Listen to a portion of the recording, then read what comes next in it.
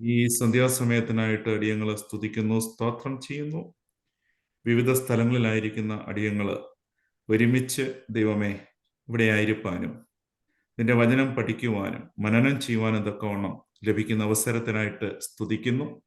ഇന്നത്തെ ക്ലാസ്സുകൾ എടുക്കുന്ന പ്രിയപ്പെട്ട മാത്യു അച്ഛനെ ദൈവകരങ്ങളിൽ സമർപ്പിച്ച് പ്രാർത്ഥിക്കുന്നു. ദൈവമേ, ദൈവികമായ പരിജ്ഞാനം കൊണ്ട് നിന്റെ ദാസനെ നീ നിറയ്ക്കുമാറാകണമേ.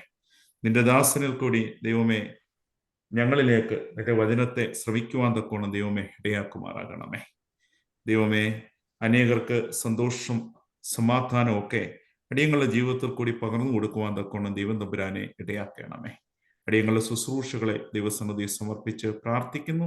ഇതിൽ പങ്കുചേരുന്ന എല്ലാ സഹോദരിമാരെ, അമ്മമാരെ ദൈവസന്നിധിയിൽ സമർപ്പിച്ച് പ്രാർത്ഥിക്കുന്നു. ദൈവമേ, തിരക്കിട്ട ഈ ജീവിതത്തിൽ അല്പസമയം ദൈവവചനത്തെ പഠിക്കുവാനും ധ്യാനിക്കുവാനും ഒക്കെ അവർക്ക് ലഭിക്കുന്ന അവസരത്തിനായിട്ട് ദൈവസന്നിധി സ്തോത്രം ചെയ്യുന്നു, നന്ദി കരേറ്റുന്നു. ദൈവമേ, ഇതിന്റെ പിന്നിൽ പ്രവർത്തിക്കുന്ന, ഇത് ഓർഗനൈസ് ചെയ്യുന്ന എല്ലാ പ്രിയപ്പെട്ട മക്കളെയും ദൈവസന്നിധി സമർപ്പിച്ച് പ്രാർത്ഥിക്കുന്നു.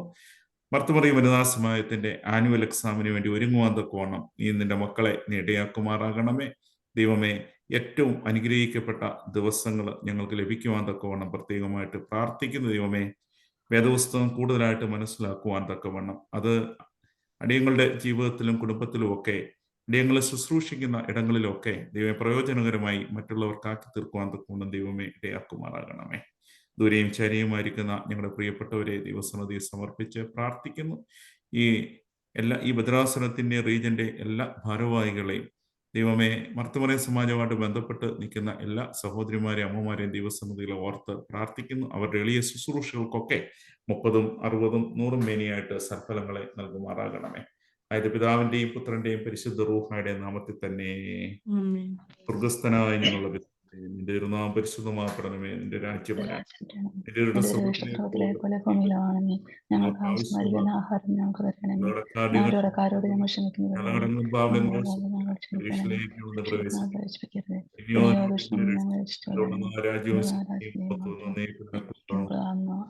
നിറഞ്ഞ മറിയമേ, നിനക്ക് സമാധാനം. നമ്മുടെ വാഴ്ത്തപ്പെട്ടതാകുന്നു. ശുദ്ധമുള്ള നിവർത്തോറിയമേ, തമ്പുരാന്റെ അമ്മയെ, പാവങ്ങളായ ഞങ്ങൾക്ക് വേണ്ടി എപ്പോഴും ഞങ്ങളുടെ മരണസമയത്തിലും ദൈവം തമ്പുരാനോട് അപേക്ഷിച്ചു കൊള്ളണമേ. ആമേൻ. ദൈവതിരുനാമം മഹത്വപ്പെടുമാറാകട്ടെ. ഈ സന്ധ്യാസമയത്ത് വീണ്ടും നമുക്ക് ഒരുമിച്ച് കൂടുവാൻ ദൈവം തമ്പുരാൻ ഒരവസരം കൂടി നൽകിയിരിക്കുകയാണ്. ഇത് 3ാമത്തെ ക്ലാസ് ആണ് നമ്മൾ കണ്ടക്ട് ചെയ്യുന്ന. മറ്റ് 2 ക്ലാസ്സുകളും ദൈവത്തിന്റെ അളവറ്റ കരുണയാൽ ഭംഗിയായി പൂർത്തീകരിക്കുവാൻ തക്കവണ്ണം സാധിച്ചു. നമ്മുടെ സഹോദരിമാർക്കൊക്കെ ഏറ്റവും പ്രയോജനകരമായി എന്ന് തീർന്ന് മനസ്സിലാക്കുന്നതിൽ ഒത്തിരി സന്തോഷം. ഇതിന്റെ പിന്നിൽ അധ്വാനിക്കുന്ന പ്രിയപ്പെട്ടവരെയൊക്കെ ദൈവസന്നിധിയിൽ ഓർക്കുകയാണ്, പ്രത്യേകിച്ച് പ്രാർത്ഥിക്കുന്നു. എനിക്കറിയാം നിങ്ങളുടെയൊക്കെ വളരെ ബിസി ഷെഡ്യൂളിലാണ് നിങ്ങളൊരല്പസമയം ഇതിനു വേണ്ടിയൊക്കെ മാറ്റിവെക്കുന്നത്. പ്രത്യേകിച്ച് ആനുവൽ എക്സാം എന്ന് പറയുന്നത് ഒരു ചെറിയ കാര്യമല്ല. നമുക്കറിയാം, വളരെ വാസ്റ്റായിട്ടുള്ള ഏരിയകൾ പഠിച്ച് എക്സാം എഴുതുക എന്ന് പറഞ്ഞാൽ ഒരല്പം പ്രയാസമുള്ളൊരു വിഷയമാണ്. പക്ഷെ അതിനുവേണ്ടി നിങ്ങൾ പഠിക്കുകയും സമയം കണ്ടെത്തുകയൊക്കെ ചെയ്യുന്നതിൽ തീർച്ചയായിട്ടും ദൈവത്തെ മഹത്വപ്പെടുത്തുന്നു. ക്ലാസ്സുകൾ നമുക്ക് നയിക്കുന്നത് മാത്യു അച്ഛനാണ്. അച്ഛനെ ഒരുപക്ഷെ നിങ്ങൾക്ക് എല്ലാവർക്കും സുപരിചിതനാണ്. ഞാൻ പരിചയപ്പെടുത്തേണ്ട ആവശ്യമില്ല. കാരണം കുറച്ച് നാളുകൾക്ക് മുമ്പേ അച്ഛൻ ഇവിടെ ക്യൂൻസ്ലാൻഡ് റീജിയനിലുണ്ട്. അച്ഛൻ്റെ ശുശ്രൂഷകളൊക്കെ ഒരുപക്ഷെ നമ്മുടെയൊക്കെ ദേവാലയങ്ങളിൽ ലഭിച്ചുകൊണ്ടിരിക്കുന്നു എന്നുള്ളതിൽ ഏറ്റവും സന്തോഷകരമാണ്. വളരെ സ്തുത്യർഹമായ രീതിയിൽ അച്ഛൻ്റെ ശുശ്രൂഷകൾ നടത്തുന്നു എന്നുള്ളതിലും പ്രത്യേകമായിട്ട് ദൈവത്തെ മഹത്വപ്പെടുത്തുന്നു. അച്ഛൻ saint Mary's Indian Orthodox church sunshine കോസ്റ്റിലും, അതോടൊപ്പം തന്നെ saint Gregorios Indian Orthodox church gold കോസ്റ്റിലും, സെന്റ് ഇനീഷ്യസ് കോൺഗ്രിഗേഷൻ ടൂംബായിലും, ഹാർവി ബേ അവിടെ ഇന്ത്യൻ ഓർത്തഡോക്സ് ഒരു കമ്മ്യൂണിറ്റി ഉണ്ട്. അവിടെയുമൊക്കെ അച്ഛൻ വളരെ സ്തുത്യർഹമായിട്ട് ശുശ്രൂഷ ചെയ്യുന്നു എന്നുള്ള കാര്യത്തിൽ ഒത്തിരി സന്തോഷം. അച്ഛൻ സെമിനാരി പഠിക്കുന്ന കാലം മുതലേ എനിക്ക് അറിയാം. അതിനുശേഷം MGOSന്റെ ഒരു പ്രധാനപ്പെട്ട ചുമതലക്കാരനായിട്ട്, പ്രധാനപ്പെട്ട പ്രവർത്തകനായിട്ട്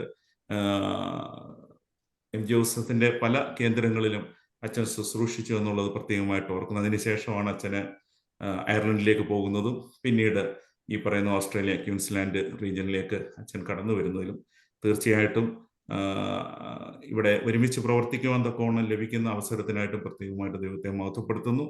അച്ഛനെ വളരെ സന്തോഷത്തോടു കൂടി ഇന്നത്തെ ക്ലാസ് നയിക്കുന്നതിന് വേണ്ടി അച്ഛനെ സ്വാഗതം ചെയ്യുകയാണ്. അതോടൊപ്പം തന്നെ വിവിധ യൂണിറ്റുകളിൽ നിന്ന് ഇന്നത്തെ ഈ ക്ലാസ്സിൽ അറ്റൻഡ് ചെയ്യുന്ന എല്ലാ പ്രിയപ്പെട്ട അമ്മമാരെയും സഹോദരിമാരെയും പ്രത്യേകമായിട്ട് സ്വാഗതം ചെയ്യുന്നത്. ഹോസ്റ്റ് ചെയ്യുന്ന പ്രിയപ്പെട്ടവരെ ദൈവസന്നിധിയിൽ സമർപ്പിക്കുകയും സ്വാഗതം ചെയ്യുന്നു. ദൈവത്തിൻ്റെ പരിശുദ്ധാത്മാവ് നമ്മേവരെയും അനുഗ്രഹിക്കുമാറാകട്ടെ. ഞാൻ തൽക്കാലം ഈ മീറ്റിങ്ങിൽ നിന്ന് ഒന്ന് ഇറങ്ങും. നിങ്ങളുടെ മീറ്റിംഗ് കണ്ടിന്യൂ ചെയ്തോട്ടെ. വൈൻഡപ്പ് ചെയ്യുന്ന സമയത്ത് അച്ഛൻ ആശീർവാദം പറഞ്ഞ് മീറ്റിംഗ് അവസാനിപ്പിച്ചുകൊള്ളും എന്നുള്ള കാര്യം സ്നേഹത്തോടുകൂടി അറിയിക്കുന്നു. ദൈവം അനുഗ്രഹിക്കട്ടെ. അച്ഛൻ പ്ലീസ്. ദൈവത്തിന്റെ അതിപരിശുദ്ധ നാമം വാഴ്ത്തപ്പെടുമാറാവട്ടെ.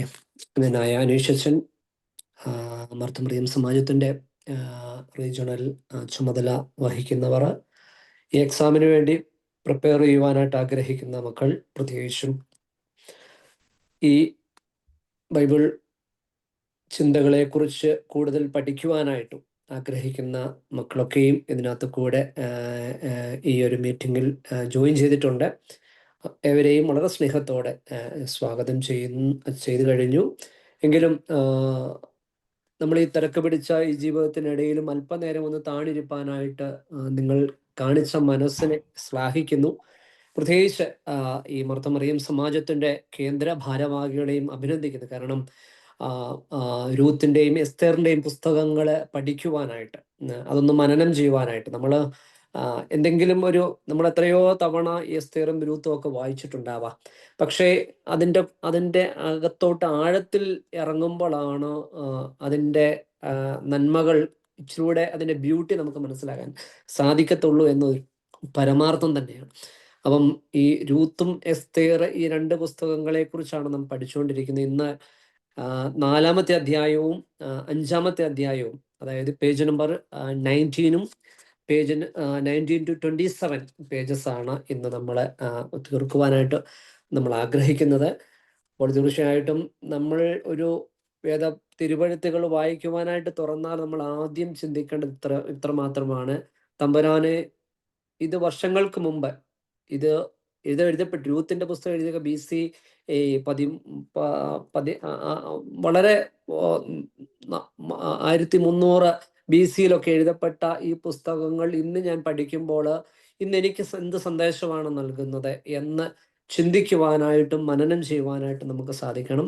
പ്രത്യേകിച്ച് രൂത്തിന്റെ പുസ്തകം എന്ന് പറയുന്നതിൻ്റെ ഏറ്റവും വലിയ നന്മ, പ്രത്യേകത എന്ന് പറയുന്നത് അത് നമ്മുടെ കുടുംബവുമായിട്ട് വളരെ താതാത്മ്യപ്പെടുന്നുണ്ട്. അതായത് നമ്മളുടെ ഒരു നോർമൽ ലൈഫിൽ ഈ ഉള്ള സംഭവങ്ങൾ, അതായത് ഒരു കുടുംബനാഥൻ, ആ കുടുംബത്തിന് ഒരു 2 ആൺകുട്ടികൾ ഉണ്ടാവുന്നു. അവർ പ്രായപൂർത്തിയാകുമ്പോൾ വിവാഹിതരാകുന്നു. പക്ഷേ അവര് കുടുംബനാഥനും മക്കൾ 2 പേരും ദൈവസന്നിധിയിലേക്ക് വാങ്ങിപ്പോകുന്നു. ഭാര്യമാരായിരിക്കുന്ന അമ്മായിയമ്മയും മരുമക്കളും മാത്രം അവശേഷിക്കുന്നു. അവര് പ്രതിസന്ധിയിൽ കൂടി കടന്നു പോകുന്നു. ഈ പ്രതിസന്ധികളെ അവർ അതിജീവിക്കുന്നത്, ദൈവത്തിൽ ശരണപ്പെട്ടുകൊണ്ട് അതിജീവിക്കുന്നത്, ഇതൊക്കെ നമ്മുടെയൊക്കെ ജീവിതം വളരെ വളരെ ഈസി ആയിട്ട് നമുക്കിതിനെ നമ്മുടെ ജീവിതവുമായിട്ടൊന്ന് കൂട്ടി യോജിപ്പിക്കുവാൻ ഉപയുക്തമായ ഒരു സാധനമാണ്. അപ്പം തീർച്ചയായിട്ടും ഒരു പഠന വിഷയമാക്കി മാത്രം അടച്ചു വെക്കുന്നതിൽ യാതൊരു അർത്ഥവുമില്ല. അപ്പോൾ ഇതുപോലെ പ്രതിസന്ധി വരുമ്പോഴും പ്രതികൂലതകൾ വരുമ്പോഴും ദൈവത്തെ ഇങ്ങനെ മുറുകെ പിടിച്ചാൽ തീർച്ചയായിട്ടും അതിൻ്റെ അവസാനം ദൈവം അത്ഭുതം പ്രവർത്തിക്കും എന്നതിൻ്റെ നേർസാക്ഷ്യമാണ് രൂത്ത്. അപ്പൊ തീർച്ചയായിട്ടും ആ ഒരു ബോധ്യത്തോടും ആ ഒരു ചിന്തയോടും ആ ഒരു വിവേകത്തോടും ആ ഒരു പ്രാർത്ഥനയോടും കൂടി മാത്രമേ ഈ ക്ലാസ്സിലേക്ക് പ്രവേശിക്കാവൂ എന്ന് മുന്നമേ ഞാൻ ആമുഖമായി പറയുന്നു എന്ന് മാത്രമേ ഉള്ളൂ. ഈ രൂത്തിന്റെ പുസ്തകം നമുക്കറിയാം, ബൈബിൾ ബുക്കിൽ, അതായത് പുസ്തകങ്ങളിൽ 8-ാമത്തെ പുസ്തകമായിട്ടാണ് രൂത്ത് നിൽക്കുന്നത്. അതിൻ്റെ 4-ാമത്തെ അധ്യായമാണ് ഇന്ന് നമ്മൾ പഠിക്കുന്നതെങ്കിലും ജസ്റ്റ് ഒരു ആമുഖമായ ഒരു ഇൻട്രഡക്ഷൻ ഒന്ന് പറഞ്ഞു പോകുന്നു. ന്യായാധിപന്മാരുടെ പുസ്തകം, ജഡ്ജസിന്റെ പുസ്തകം കഴിഞ്ഞാൽ ഉടനെ രൂത്ത് ആരംഭിക്കുന്നു. 4 അധ്യായം മാത്രമേ രൂത്തിനുള്ളൂ. അതിനുശേഷം 1 ശമൂവേൽ എന്നുള്ള പുസ്തകം ആരംഭിക്കുക. അതായത് ബൈബിളിലെ പഴയ നിയമത്തിലെ 8-ാമത്തെ പുസ്തകം, അതോടൊപ്പം തന്നെ ഈ ന്യായാധിപന്മാരുടെയും ശമൂവേൽ പ്രവാചകന്റെയും പുസ്തകത്തിന്റെ ഇടയിലുള്ള ഒരു പുസ്തകമാണ് രൂത്ത്. ആകെ 4 അധ്യായങ്ങൾ മാത്രമേ രൂത്ത് എന്ന ഈ ഒരു ഒരു ഒരു ചെറിയ ഒരു പുസ്തകത്തിൽ രേഖപ്പെടുത്തിയിട്ടുള്ളൂ. രൂത്തിന്റെ ആരെഴുതി എന്നതിനെക്കുറിച്ച് ഓദർ ശമൂവേൽ പ്രവാചകനാണ് എന്ന് പറയുന്നു. ന്യായാധിപന്മാരുടെ കാലത്താണ് എഴുതപ്പെട്ടത്. BC 1300 കാലഘട്ടത്തിൽ എഴുതിയതായിട്ടും നമ്മൾ പഠിച്ചു കഴിഞ്ഞു. ക്രിസ്തുവിന്റെ വംശാവലിയിൽ പേര് ചേർക്കപ്പെട്ട വ്യക്തിയാണ് രൂത്ത്. അത് പിന്നെ നമ്മൾ കാണുന്നത് ഈ രൂത്തിന്റെ ഈ ചാപ്റ്റർ 4 ഈ 4 അധ്യായത്തിൽ കഴിഞ്ഞാൽ പിന്നെ രൂത്തിനെ നമ്മൾ കാണുന്ന ബൈബിളിൽ വിശുദ്ധനായ മത്തായിയുടെ സുവിശേഷം 1-ാം അധ്യായം 5-ാം വാക്യത്തിൽ പ്രകാരം പറയുന്നുണ്ട്, ബോവാസ് രൂത്തിൽ ഓബേദിനെ ജനിപ്പിച്ചു എന്ന് പറയുന്നുണ്ട്. അതായത് ക്രിസ്തുവിന്റെ വംശാവലി രേഖപ്പെടുത്തിയിരിക്കുന്ന പോർഷനിൽ സെന്റ് മാത്യു ചാപ്റ്റർ 1:5 ഇപ്രകാരം പറയുന്നു, ബോവാസ് രൂത്തിൽ ഓബേദിനെ ജനിപ്പിച്ചു. അപ്പം ഇങ്ങനെയാണ് ഈ രൂത്തിന്റെ വംശാവലിയിലേക്ക് രൂത്ത് പ്രവേശിക്കപ്പെട്ടതായിട്ട് നമുക്ക് മനസ്സിലാക്കാവുന്ന സാധിക്കുന്നു. അപ്പം രൂത്ത് എന്ന ഒരു സ്ത്രീയുടെ പ്രത്യേകത എന്താണെന്ന് ചോദിച്ചാൽ അവള് മോവാബ്യ സ്ത്രീ ആയിരുന്നു എന്ന് നമുക്കറിയാം. അതായത് രൂത്തിന്റെ ഭർത്താക്കന്മാർ, അതായത് അവര് മോവാബ്യ ദേശത്ത്, നവോമിയും ഭർത്താവും മോവാബ്യ ദേശത്ത് പ്രവാസകാലത്തിൽ ആയിരുന്ന സമയത്താണ് ഈ വിവാഹം നടക്കപ്പെടുന്നതും മൊവാബ്യ സ്ത്രീകളായ രൂത്തിനെ വിവാഹം കഴിച്ചതും ആയിട്ടുള്ളത് നാം പഠിച്ചു കഴിഞ്ഞു. ഈ മൊവാബ്യർ എന്ന് പറഞ്ഞാൽ ആരാണെന്നും ഞാൻ പഠിച്ചു എന്നാണ് ഞാൻ മനസ്സിലാക്കുന്നത്. എന്നാലും ജസ്റ്റ് ഒന്ന് നിങ്ങളുടെ കഴിഞ്ഞ ദിവസത്തെ റിഫ്ലക്ഷൻസ് ഒന്ന് ഞാൻ പറയുന്നു എന്ന് മാത്രമേ ഉള്ളൂ. ഉൽപ്പത്തി പുസ്തകം 19-ാം അധ്യായം 37-ാമത്തെ വാക്യത്തിൽ ഈ മൊവാബ്യരെ കുറിച്ച് പറയുന്നുണ്ട്. അവിടെ ഇപ്രകാരമാണ്, ലോത്തിന്റെ മൂത്ത മകൾ ഒരു മകനെ പ്രസവിച്ചു, അവന് മൊവാബ് എന്ന പേരിട്ടു, അവൻ മൊവാബ്യരുടെ പിതാവ് എന്ന് വിളിക്കുന്നു എന്ന് പറയുന്നു. അതായത് ഉൽപ്പത്തി പുസ്തകം 19-ാം അധ്യായം 37-ാമത്തെ വാക്യത്തിലാണ്. 38-ാമത്തെ വാക്യത്തിൽ ഇപ്രകാരം പറയുന്നുണ്ട്, ഇളയ മകളും ലോത്തിന്റെ ഇളയ മകളും ഒരു മകനെ പ്രസവിച്ചു, അവന് ബെൻ ആമി എന്ന പേരിട്ടു, അവൻ അവൻ അമോന്യരുടെ പിതാവ് എന്ന് വിളിക്കുന്നു എന്ന് പറയുന്നു. അപ്പം മോവാബ് ആരാണെന്നുള്ളത് നമുക്കിപ്പോൾ മനസ്സിലായി. മോവാബ് ആരാന്ന് ചോദിച്ചാൽ ഈ ലോത്തിന്റെ മൂത്ത മകളുടെ വംശത്തിൽപ്പെട്ട മൂത്ത മകളുടെ മകനാണ് മോവാബ്. ആ മൊവാബ്യർ അവിടെ നിന്നാണ് ഉത്ഭവിക്കുന്നത് എന്ന് നമ്മൾക്ക് മനസ്സിലാകാം. അപ്പം അബ്രഹാം ലോത്ത് എന്നുള്ള ആ ഒരു കണക്ഷനിൽ കൂടി നമുക്ക് ഈ മൊവാബ്യരെ നമുക്ക് മനസ്സിലാക്കുവാനായിട്ട് സാധിക്കും.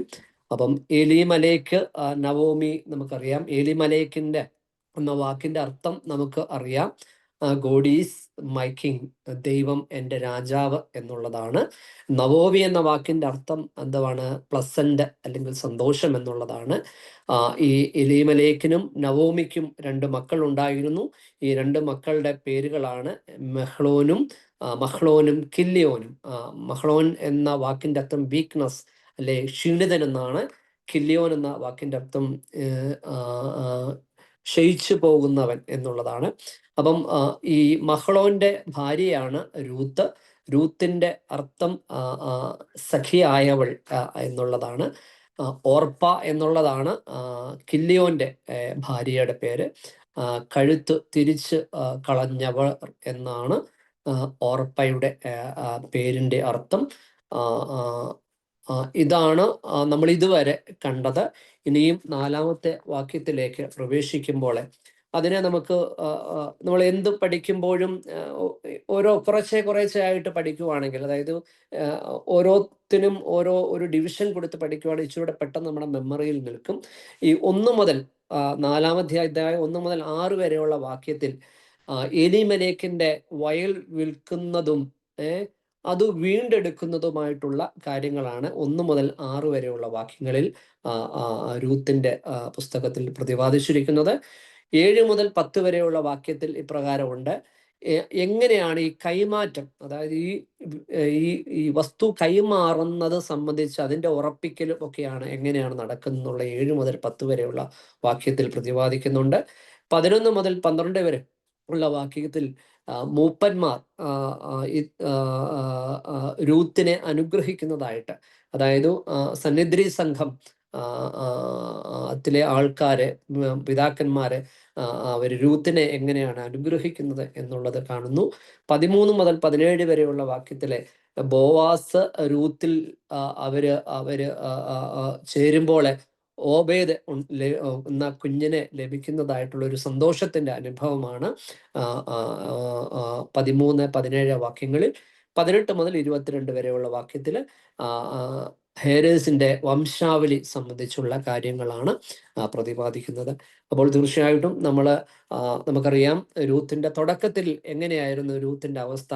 അതായത് പ്രവാസകാലത്തിലേക്ക് ചെല്ലുമ്പോഴേ ഭർത്താവിനെ നഷ്ടപ്പെടുന്നു. പ്രവാസ കാലഘട്ട സമയത്ത് മൊവാബിയ ദേശത്ത് വെച്ച് ഭർത്താവിനെ നഷ്ടപ്പെടുന്നു. ഏകയായിത്തീരുന്നു.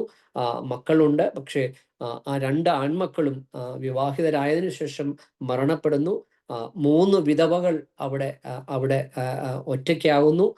തിരികെ വേറൊരു ദേശത്തുനിന്ന്, അതായത് മൊവാബിയ ദേശത്തുനിന്നും തൻ്റെ സ്വന്തം ദേശമായ ബേത്ലഹേമിലേക്ക് പോരണമെന്ന് ഈ നവോമി ആഗ്രഹിക്കുകയാണ്. ഈ നവോമിയുടെ ആഗ്രഹം മരുമക്കളെ അറിയിക്കുന്നു. പ്രതിസന്ധിയാണ്, പ്രയാസവും ബുദ്ധിമുട്ടും. കാരണം നമുക്ക് നയിക്കുവാൻ ആരുമില്ലാതെ, കാരണം അന്നത്തെ കാലത്തൊക്കെയും ഈ ഭർത്താക്കന്മാരെ എന്നുള്ള ഒരു ഇതിൽ ചട്ടക്കൂടിനകത്താണ് അവരുടെയൊക്കെ ജീവിതങ്ങൾ മുന്നോട്ട് പോകുന്നത്. അവിടെ ഭർത്താവില്ലാത്ത ഒരു അനുഭവത്തില് പ്രതിസന്ധിയും പ്രയാസത്തിലും കഷ്ടതയിലും കണ്ണുനീരിലും നിലവിളിയിലും ഒക്കെ ആയിരിക്കുന്ന രൂത്ത്, നവോമിയുടെ കുടുംബം അവര് ബേത്ലഹേമിലേക്ക് തിരികെ വരുവാൻ ആഗ്രഹിക്കുന്നു.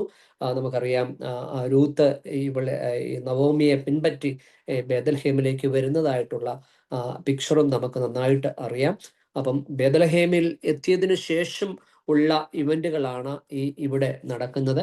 ഈ അധ്യായത്തിന്റെ പേര് തന്നെ രൂത്തിന്റെ വീണ്ടെടുപ്പും നവോമിയുടെ ഉയർച്ചയും എന്നുള്ളതാണ്. അപ്പൊ രൂത്തിന്റെ വീണ്ടെടുപ്പ് എന്നുള്ളതാണ് ഇന്ന് നാം പഠിക്കുന്ന പാഠത്തിന്റെ പ്രധാന സാങ്കത്യം. അവിടുത്തെ നാട്ടു നടപ്പ് അനുസരിച്ച് നമുക്കറിയാം ഈ വ്യവഹാരം നടത്തുന്നതിനും വസ്തു വിൽക്കുന്നതിനും മറ്റുമായി പട്ടണത്തിന്റെ വാതിലുക്കൽ മൂപ്പന്മാർ ഒന്നിച്ചു കൂടുന്ന ഒരു പതിവ് യഹൂദന്മാരുടെ ഇടയിൽ ഉണ്ടായിരുന്നു. ബോവാസ് എന്ന് പറയുന്ന മനുഷ്യൻ, ബോവാസിനെ കൂടാതെ തന്നെ വേറൊരാളും കൂടെ ഒരു വീണ്ടെടുപ്പുകാരനുണ്ട്. അദ്ദേഹത്തിന്റെ പേര് പ്രസ്താവിക്കപ്പെട്ടിട്ടില്ല. ഈ വീണ്ടെടുപ്പുകാരൻ എന്ന് ഉദ്ദേശിക്കുന്നത് ഇവരുടെ ബന്ധുക്കൾ, അതായത് ഈ കില്ലിയോന്റെയും മഹ്ലോന്റെയും ഒക്കെ ബന്ധുവായിരുന്ന ആളാണ് ബോവാസ് എന്ന് പറയുന്നത്. അദ്ദേഹം ഈ ബോവാസിനോടൊപ്പം തന്നെ വേറൊരു വീണ്ടെടുപ്പുകാരനുണ്ട്. 2 പേരുണ്ട്. ഈ വീണ്ടെടുപ്പുകാരന് ബോവാസ് ആദ്യം പേര് പറയപ്പെടാത്ത വീണ്ടെടുപ്പുകാരന് ഈ സ്ഥലം വിൽക്കുവാനായിട്ട് ആഗ്രഹിക്കുന്നു. പക്ഷേ കണ്ടീഷൻസ് ഒക്കെ ഇങ്ങനെ പറഞ്ഞു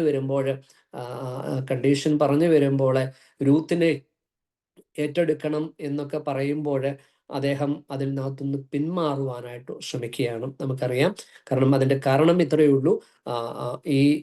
ഈ വസ്തുവകകൾ ഞാൻ വാങ്ങുന്നതിനോടൊപ്പം തന്നെ രൂത്ത് എന്ന ഭർത്താവ് നഷ്ടപ്പെട്ട സ്ത്രീയെ കൂടി ഞാൻ ഏറ്റെടുക്കേണ്ട ഉത്തരവാദിത്വം ഉണ്ടെന്നും അവളിൽ ജനിക്കുന്ന മക്കൾക്ക് ഈ ഞാൻ മേടിക്കുന്ന വസ്തുവകകൾ അവകാശമാക്കും എന്നുള്ള ഒരു നാട്ട് സംസ്കാരം മനസ്സിലായപ്പോഴാണ് ഈ വീണ്ടെടുപ്പുകാരൻ അത് വേണ്ട എന്ന് വെക്കുന്നതും ബോവാസിനോട് നീ വീണ്ടെടുത്തോ എന്ന് പറയുന്നതായിട്ട് തുടക്ക അധ്യായത്തിൽ നമ്മൾ 4-ാമത്തെ അധ്യായം 3-4 വാക്യങ്ങളിലൊക്കെയും നമുക്കത് മനസ്സിലാകുവാനായിട്ട് സാധിക്കും.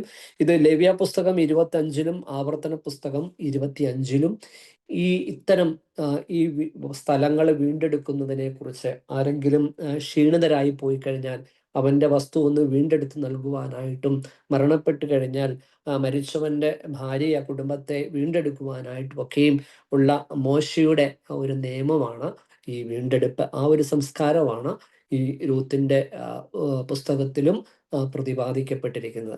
അപ്പോൾ തീർച്ചയായിട്ടും ഈ ഈ ബോവാസ് മറ്റേ ആള് വീണ്ടെടുക്കുന്നില്ല എന്ന് അറിയിക്കുമ്പോൾ പിന്നെ അതായത് എനിക്ക് ബുദ്ധിമുട്ടൊന്നുമില്ല, ഞാൻ നിന്നെ അംഗീകരിക്കുന്നു എന്നതിന് തുല്യമായി അവിടെ അന്നത്തെ ഒരു നാട്ടു നടപ്പെന്ന് പറയുന്നത് രൂത്തിന്റെ പുസ്തകം 4-ാം അധ്യായം 7-8 വാക്യത്തിൽ നാം കാണുന്നുണ്ട്. ചെരുപ്പ് ഊരി നൽകി ഈ ഈ ഈ ഈ ആണ് ഈ ഉടമ്പടി ഉറപ്പിക്കുന്നത്. അതായത് അതൊക്കെ ചിലപ്പോൾ പരീക്ഷയ്ക്ക് ചോദിക്കാവുന്ന ചോദ്യമാണ്. എങ്ങനെയാണ് ഉടമ്പടി ഉറപ്പിക്കുന്നത്? അപ്പം ചെരുപ്പ് ഊരി നൽകിയാണ് ഈ ഉടമ്പടി ഉടമ്പടി ഉറപ്പിക്കുന്നത് എന്നുള്ളത് രൂത്തിന്റെ പുസ്തകം 4-7-8 വാക്യങ്ങളിൽ പ്രതിപാദിക്കുന്നുണ്ട്. ആ ഉടമ്പടിക്ക് സാക്ഷികളെ ആവശ്യമാണെന്നും പറയുന്നുണ്ട്. അപ്പം അവരും മൂപ്പന്മാർ എന്ന നിലയിൽ അവിടെ ഉണ്ടായിരുന്നു, പട്ടണവാതിൽക്കൽ ഈ മൂപ്പന്മാരും ഉണ്ടായിരുന്നതായിട്ട് നാം കാണുന്നുണ്ട്. ഈ ബോവാസ് അതിനെ കൂടാതെ ഒരു ചാർച്ചക്കാരൻ കൂടി ഉണ്ടായിരുന്നു. ആ ചാർച്ചക്കാരനാണ് ചെരുപ്പൂരി നൽകിയിരിക്കുന്നത്. അപ്പം ഉത്തരവാദിത്വം ഏൽപ്പിക്കുകയാണ്. ബോവാസിനെ ആ ഉത്തരവാദിത്വം ഏൽപ്പിക്കുന്നു. ക്രിസ്തു ഒരുക്കിയ രക്ഷയിലേക്ക് ബോവാസ് നടന്നെടുക്കുന്ന ഒരു ഇവൻ്റാണ് ഈ ഒരു തുടക്ക ഭാഗത്ത്. അതിനുശേഷം രൂത്തിനോടുള്ള ഒരു ഒരു ഒരു അവരുടെ ഒരു പ്രതികരണം സാധാരണ നമുക്കറിയാമല്ലോ, നമുക്കൊക്കെയും പുറത്തു നിന്ന് ഒരാളെ ഇവിടെ എല്ലാം ഇപ്പം നമ്മളെല്ലാം അത് ആ ഒരു പ്രോബ്ലം നമ്മളെല്ലാം ഫേസ് ചെയ്തുകൊണ്ടിരിക്കുന്ന വ്യക്തികളാണ്. നമ്മളും ഇപ്പോൾ പ്രവാസ കാലത്താണ്, പ്രവാസികളായിട്ട് ജീവിക്കുന്ന സമയമാണ്. അപ്പൊ ഇവിടെ രൂത്ത് മോവാബ്യ സ്ത്രീയാണ്. അവള് ബേത്ലഹേമിൽ വരുമ്പോൾ അവള് വേറൊരു നാട്ടുകാരിയാണ് എന്നുള്ള ഒരു തിരിച്ചറിവുണ്ട്. എങ്കിലും അവിടുത്തെ മൂപ്പന്മാരോ അതിൻ്റെ പ്രമാണിമാരോ ആരും അവളെ ഒന്ന് താഴ്ത്തിക്കെട്ടാനോ മാറ്റി നിർത്തുവാനോ ഒന്നും ശ്രമിക്കാതെ അവളുടെ ആ കൃപ, അതായത് അവൾ തൻ്റെ അമ്മായിയായ നവോമിയോട് ചേർന്ന്, നമുക്കറിയാം മോവാബ്യ അവര് ദൈവവിശ്വാസത്തിൽ അങ്ങൊന്നും അല്ല ജീവിക്കുന്നത്, അവര് വേറൊരു കൾച്ചറിൽ ജീവിക്കുകയാണ്. പക്ഷെ നവോമിയുടെ ദൈവത്തിൻ്റെ പിൻപറ്റി നവോമി എങ്ങനെയാണോ തൻ്റെ പിതാക്കന്മാർ ജീവിച്ചു വന്നതുപോലെ രൂത്തും അങ്ങനെ ആവാൻ ശ്രമിച്ചതിൻ്റെ പ്രകാരമാണ് ഈ ഈ ഈ രൂത്തിൽ ദൈവത്തിൻ്റെ വംശാവലിയിലേക്ക് വരുവാനായിട്ടുള്ള ഒരു കാരണവും അപ്രകാരമാണ്. അപ്പം രൂത്ത് നവോമിയുടെ തൻ്റെ അമ്മായിയമ്മയുടെ ദൈവത്തിൽ വിശ്വസിക്കുന്നത് മൂലം അവളോടുള്ള ഒരു ഒരു തമ്പുരാനോടുള്ള ഒരു ഇഷ്ടം അവളിൽ കൂടി ഈ പ്രതിഫലിക്കുന്നത് കൊണ്ട് തീർച്ചയായിട്ടും ഈ ശാസ്ത്രിമാർ അല്ലെങ്കിൽ ഈ പിതാക്കന്മാർ, ഈ മൂപ്പന്മാർ അവളെ അനുഗ്രഹിക്കുകയാണ്. റാഹേലിനെയും ലേയെയും പോലെ ഇസ്രായേലിലെ മക്കളുടെ ഹൃദയത്തിൽ സ്ഥാനം ഉണ്ടാകട്ടെ എന്ന് മൂപ്പന്മാർ അവൾക്ക് പിതാക്കന്മാരെ അനുഗ്രഹിച്ചതുപോലെ ഈ മോവാബ്യ സ്ത്രീയായ രൂത്തിനെയും അവര് അനുഗ്രഹിക്കുകയാണ്. അപ്പം അതൊരു നിസ്സാരമായ ഒരാളെ അംഗീകരിക്കുക എന്ന് പറയും വളരെ പെട്ടെന്ന് ഒന്നും ഒരാളും നമുക്ക് എല്ലാവരും മനുഷ്യരാണ്. നമുക്കൊരാളെ പെട്ടെന്ന് നമ്മുടെ ഒരു സൊസൈറ്റിയിൽ ഒരാളെ പെട്ടെന്ന് നമ്മളൊന്നും ആരും അംഗീകരിക്കുന്നില്ല. നിരന്തരമായി അവരോട് നമ്മൾ സംവാദിച്ച് കഴിഞ്ഞതിന് ശേഷം മാത്രമാണ് ഒരാളെ നമ്മളൊന്ന് ഫ്രണ്ട്സായിട്ട് പോലും അക്സെപ്റ്റ് ചെയ്യാനായിട്ട് ശ്രമിക്കുന്നത്. ആ സമയത്താണ് ഇവിടെ ഈ ഈ ഈ ഈ ഈ ഈ മൂപ്പന്മാര് അവളെ അനുഗ്രഹിച്ചിട്ട് അവളോട് റാഹേലിനെയും ലേയെയും പോലെ ഇസ്രായേൽ മക്കളുടെ ഹൃദയത്തിൽ നിനക്ക് സ്ഥാനമുണ്ടാവട്ടെ എന്ന് പറഞ്ഞ് അവളെ അനുഗ്രഹിക്കുകയാണ്. അപ്പം ആ അനുഗ്രഹമാണ് ബോവാസിൽ കൂടി ഓബേദ് എന്ന് പറയുന്ന ഒരു മകനെ പ്രസവിക്കുവാനായിട്ട് അവക്ക് ദൈവം കരുണ ചെയ്യുന്നു. അപ്പം ഈ മൂപ്പന്മാര് അവരുടെ അനുഗ്രഹം, അംഗീകാരം ഒക്കെയും ആ, ആ, ഈ ഈ രൂത്തിന് ലഭിച്ചു എന്ന് പറയുന്നത് ആ, അവളുടെ അവളുടെ ആ, അവളുടെ ആ, ആ, അമ്മായിയമ്മയോടുള്ള വിധേയത്വവും ദൈവത്തോടുള്ള ഇഷ്ടം കൊണ്ടാണ്. നമ്മിപ്പോൾ പരിശുദ്ധ ആ, ഇത് ദൈവമാതാവിൻ്റെ ജന്മപ്പെരുന്നാളിലേക്ക് നടന്നെടുക്കുക. ഈ പരിശുദ്ധ മാതാവിൻ്റെയും ഈ വിനയം, തന്നെ തന്നെ സമർപ്പിക്കുവാനുള്ള ഒരു മനസ്സ്, ഇതാണ് അവളിൽ ദൈവം സംപ്രീതമാകുന്നതിൻ്റെ മൂല കാരണം എന്നുള്ളത് നാം ചിന്തിക്കണം. നമുക്കറിയാം, നാം പലപ്പോഴും എല്ലാം ഇങ്ങനെ വായിച്ച് അവസാനിപ്പിക്കുന്നതിലുപരിയായി ഇതിൽ കൂടി നാമും നടന്നെടുക്കണം. കാരണം ഇതുപോലെ പ്രതിസന്ധി വരുമ്പോൾ, ബുദ്ധിമുട്ട് വരുമ്പോൾ ഒക്കെയും ദൈവത്തിലേക്ക് നടന്നെടുക്കുവാനായിട്ട്, ദൈവത്തെ ഒന്ന് മുറുകെ പിടിക്കുവാനായിട്ട്. കാരണം നമുക്കറിയാം, ഈ രൂത്തിന് അമ്മായിയമ്മയെ മോവാബ്യ ദേശത്ത് വെച്ച് ഉപേക്ഷിച്ചിട്ട് അവളുടെ സ്വന്തം ഭവനത്തിലേക്ക് പോകാമായിരുന്നു. കാരണം ആ, ആ, ഈ ഈ ബേത്ലഹേം അവൾക്ക് അന്യമാണ്. ഈ ബേത്ലഹേം എന്താകും, എന്നെ അവർ അക്സെപ്റ്റ് ചെയ്യുവോ, ആ ഒരു പുതിയ ദേശത്ത് ഞാൻ പോണോ എന്നൊക്കെ വേണം ചിന്തിച്ച്, ആ ഒരു പ്രതിസന്ധിയുടെ സമയത്ത് വേണമെങ്കിൽ അവിടെ വെച്ച് അവൾക്കൊരു ഡിസിഷൻ എടുക്കാമായിരുന്നു. എനിക്ക് ഇത്ര നാള് അമ്മായിയമ്മയായ നവോമി ചോദിക്കുന്നുണ്ട്, ഇനി ഒരു പുത്രനെ ജനിപ്പിക്കാനുള്ള കാലം എനിക്കില്ല, അപ്പൊ അതുകൊണ്ട് നീ വിട്ടു വെക്കൂ എന്ന് പറയുന്നുണ്ട്. പക്ഷെ എങ്കിൽ കൂടി ഈ സമയത്തും ഈ അമ്മയെ പിൻപറ്റി താൻ ഇതുവരെ രുചിച്ചറിയാത്ത ദൈവത്തെ നവോമിയിൽ കൂടി ഈ രൂത്ത് രുചിച്ചറിഞ്ഞു. ആ ദൈവത്തിൽ ശരണം വെക്കുന്ന ഒരു രൂത്ത്, മനസ്സിലല്ലോ. അത് നമുക്കെല്ലാവർക്കും വലിയൊരു മാതൃകയാണ്. അപ്പം നമ്മൾക്ക് ജീവിതത്തിൽ പ്രതിസന്ധി വന്നാലും, ബുദ്ധിമുട്ട് വന്നാലും, കണ്ണുനീര് വന്നാലും ദൈവത്തെ ഒന്ന് മുറുകെ പിടിച്ചാൽ ദൈവം നമ്മളിൽ അത്ഭുതം പ്രവർത്തിക്കും എന്നുള്ളതാണ് ഈ ഒരു പുസ്തകം നമുക്ക് നൽകുന്ന സന്ദേശം. ഇത് ഒറ്റ ദിവസം കൊണ്ട് ഇരുട്ടി വെളുക്കത്തില്ല, പക്ഷേ കാലങ്ങളെടുത്തു എന്നുള്ളത് നമുക്ക് വളരെ വ്യക്തമായിട്ട് അറിയാം.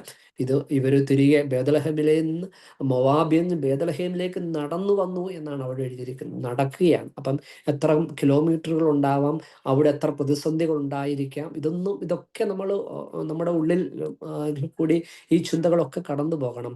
തിരികെ ബേത്ലഹേമിൽ തിരികെ വരുമ്പോൾ, കാരണം കുറേ നാളുകളായി ഇവിടെ നിന്ന് മാറിപ്പോയതാണ്. മാറിപ്പോയിട്ട് തിരിച്ചു വരുമ്പോൾ ഉണ്ടാവുന്നൊരു ശൂന്യതയുണ്ടല്ലോ. എങ്കിലും തമ്പുരാൻ ദൈവത്തെ പിൻപറ്റി ജീവിച്ചപ്പോൾ അവൾക്ക് ലഭിച്ച അനുഗ്രഹം നമുക്കും അതൊരു നേർസാക്ഷ്യമാണ്. തീർച്ചയായിട്ടും പ്രതിസന്ധിയും ബുദ്ധിമുട്ടും പ്രയാസങ്ങളും ഒക്കെ നമ്മുടെ ജീവിതത്തിൽ വന്നാലും ഇതേപോലെ ദൈവത്തെ പിൻപറ്റിയാൽ എനിക്കും തിരികെ പഴയതുപോലെ, നമുക്കറിയാം, പഴയ നിയമ പ്രവാചകന്മാരുടെ എല്ലാ കാര്യങ്ങളും നമുക്ക് യോബിനെയൊക്കെ നോക്കി കഴിഞ്ഞാൽ എല്ലാ സൗഭാഗ്യങ്ങളും ഉണ്ടായിട്ടും ഒരു നിമിഷം ഒരു കുറേ കാലഘട്ടങ്ങളിൽ ഇതെല്ലാം നഷ്ടപ്പെട്ടു. പിന്നെയും അതിനിരട്ടിയായി തിരികെ ലഭിക്കുന്നതൊക്കെയും നമുക്ക് അറിയാം. അപ്പോൾ അതുകൊണ്ട് ഈ രൂത്തിന്റെ പുസ്തകത്തിൽ യെശായിയുടെ മകനായ ദാവീദ്, ആ തലമുറകൾ ഇങ്ങനെ ഓബേദിന്റെ മകനായ ഇശായിയുടെ മകനായ ദാവീദ്, ആ ദാവീദിൽ എന്നുള്ള ആ ദാവീദിന്റെ വംശാവലിയിൽ ഈ ഒരു രൂത്തിനും ക്രിസ്തുവിന്റെ വംശാവലിയിൽ പേര് ചേർക്കപ്പെടുവാൻ ഭാഗ്യം ലഭിച്ചു എന്നുള്ളത്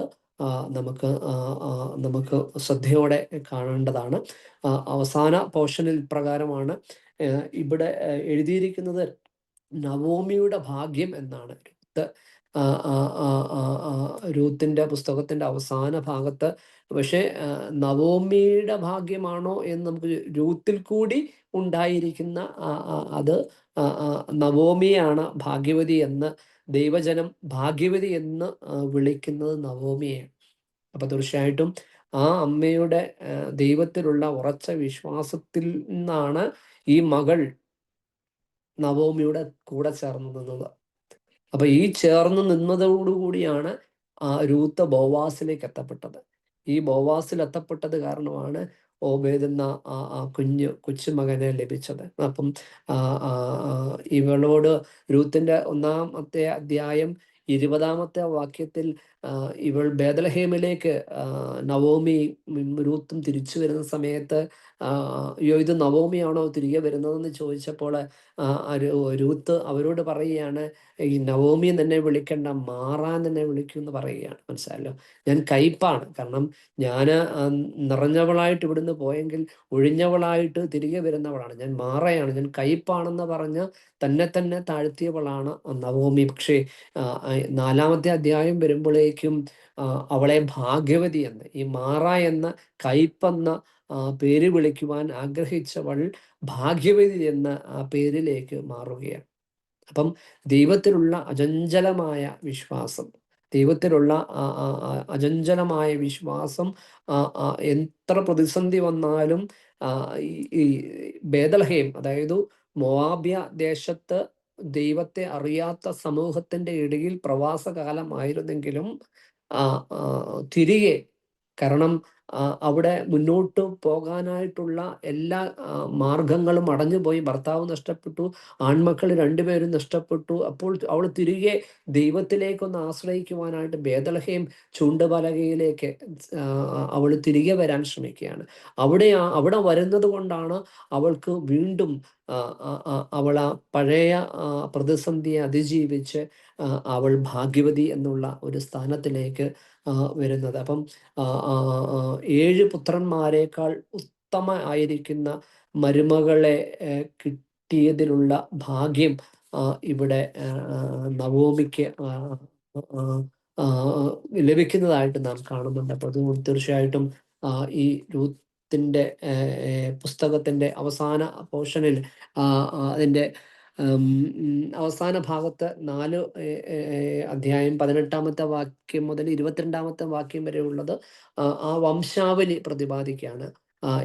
എങ്ങനെയാണ് അവരുടെ ചരിത്രം ആരംഭിക്കുന്നത്, അത് എങ്ങനെയാണ് അവസാനിക്കുന്നത് എന്നുള്ള വ്യക്തമായ ഒരു പിക്ചർ ഈ രൂത്തിന്റെ 4 അധ്യായം 18 മുതൽ 22 വരെയുള്ള വാക്യത്തിൽ പ്രതിപാദിക്കുന്നു. അപ്പൊ തീർച്ചയായും ഈ ഒരു രൂത്തിന്റെ അധ്യായം ഇങ്ങനെയാണ് അവസാനിക്കുന്നത്. അപ്പം ഇതിന്റെ ചോദ്യങ്ങള് ഉത്തരങ്ങള് ഒക്കെയും നമ്മൾ വരികൾക്കിടയിൽ നിന്ന് ചിലപ്പോൾ ചോദ്യങ്ങൾ ഉണ്ടാവാം.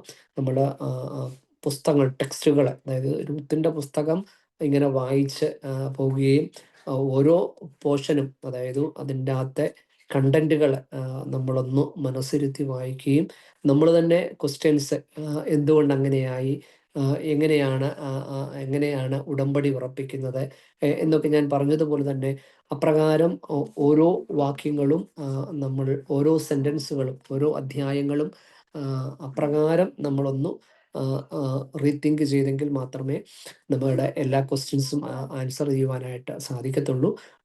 ചില വാക്കുകളുടെ ബോവാസ് എന്ന വാക്കിന്റെ അർത്ഥം ബലം അവനിൽ, സ്ട്രെങ്ത് അല്ലെങ്കിൽ പവർ എന്നാണ്. ബോവാസ് ഒരു യഹൂദ പുരുഷൻ ആയിരുന്നു എന്ന് നമുക്കറിയാം. യഹൂദ പുരുഷന്റെ ഭാര്യയാണ് രൂത്ത് എന്നതും നമുക്കറിയാം. അപ്പൊ അപ്രകാരമാണ് രൂത്ത് എന്നുള്ള പുസ്തകം കൂടി നമുക്ക് കടന്നു പോകുമ്പോൾ 4 അധ്യായമാണ്. 4 അധ്യായത്തില് വളരെ നമുക്ക് നമ്മുടെ കുടുംബവുമായിട്ട് വളരെ ബന്ധപ്പെട്ട് നിർത്താവുന്ന ഒരു ഇതാണ് രൂത്തിന്റെ പുസ്തകം എന്ന് പറയുന്നത്. അപ്പോൾ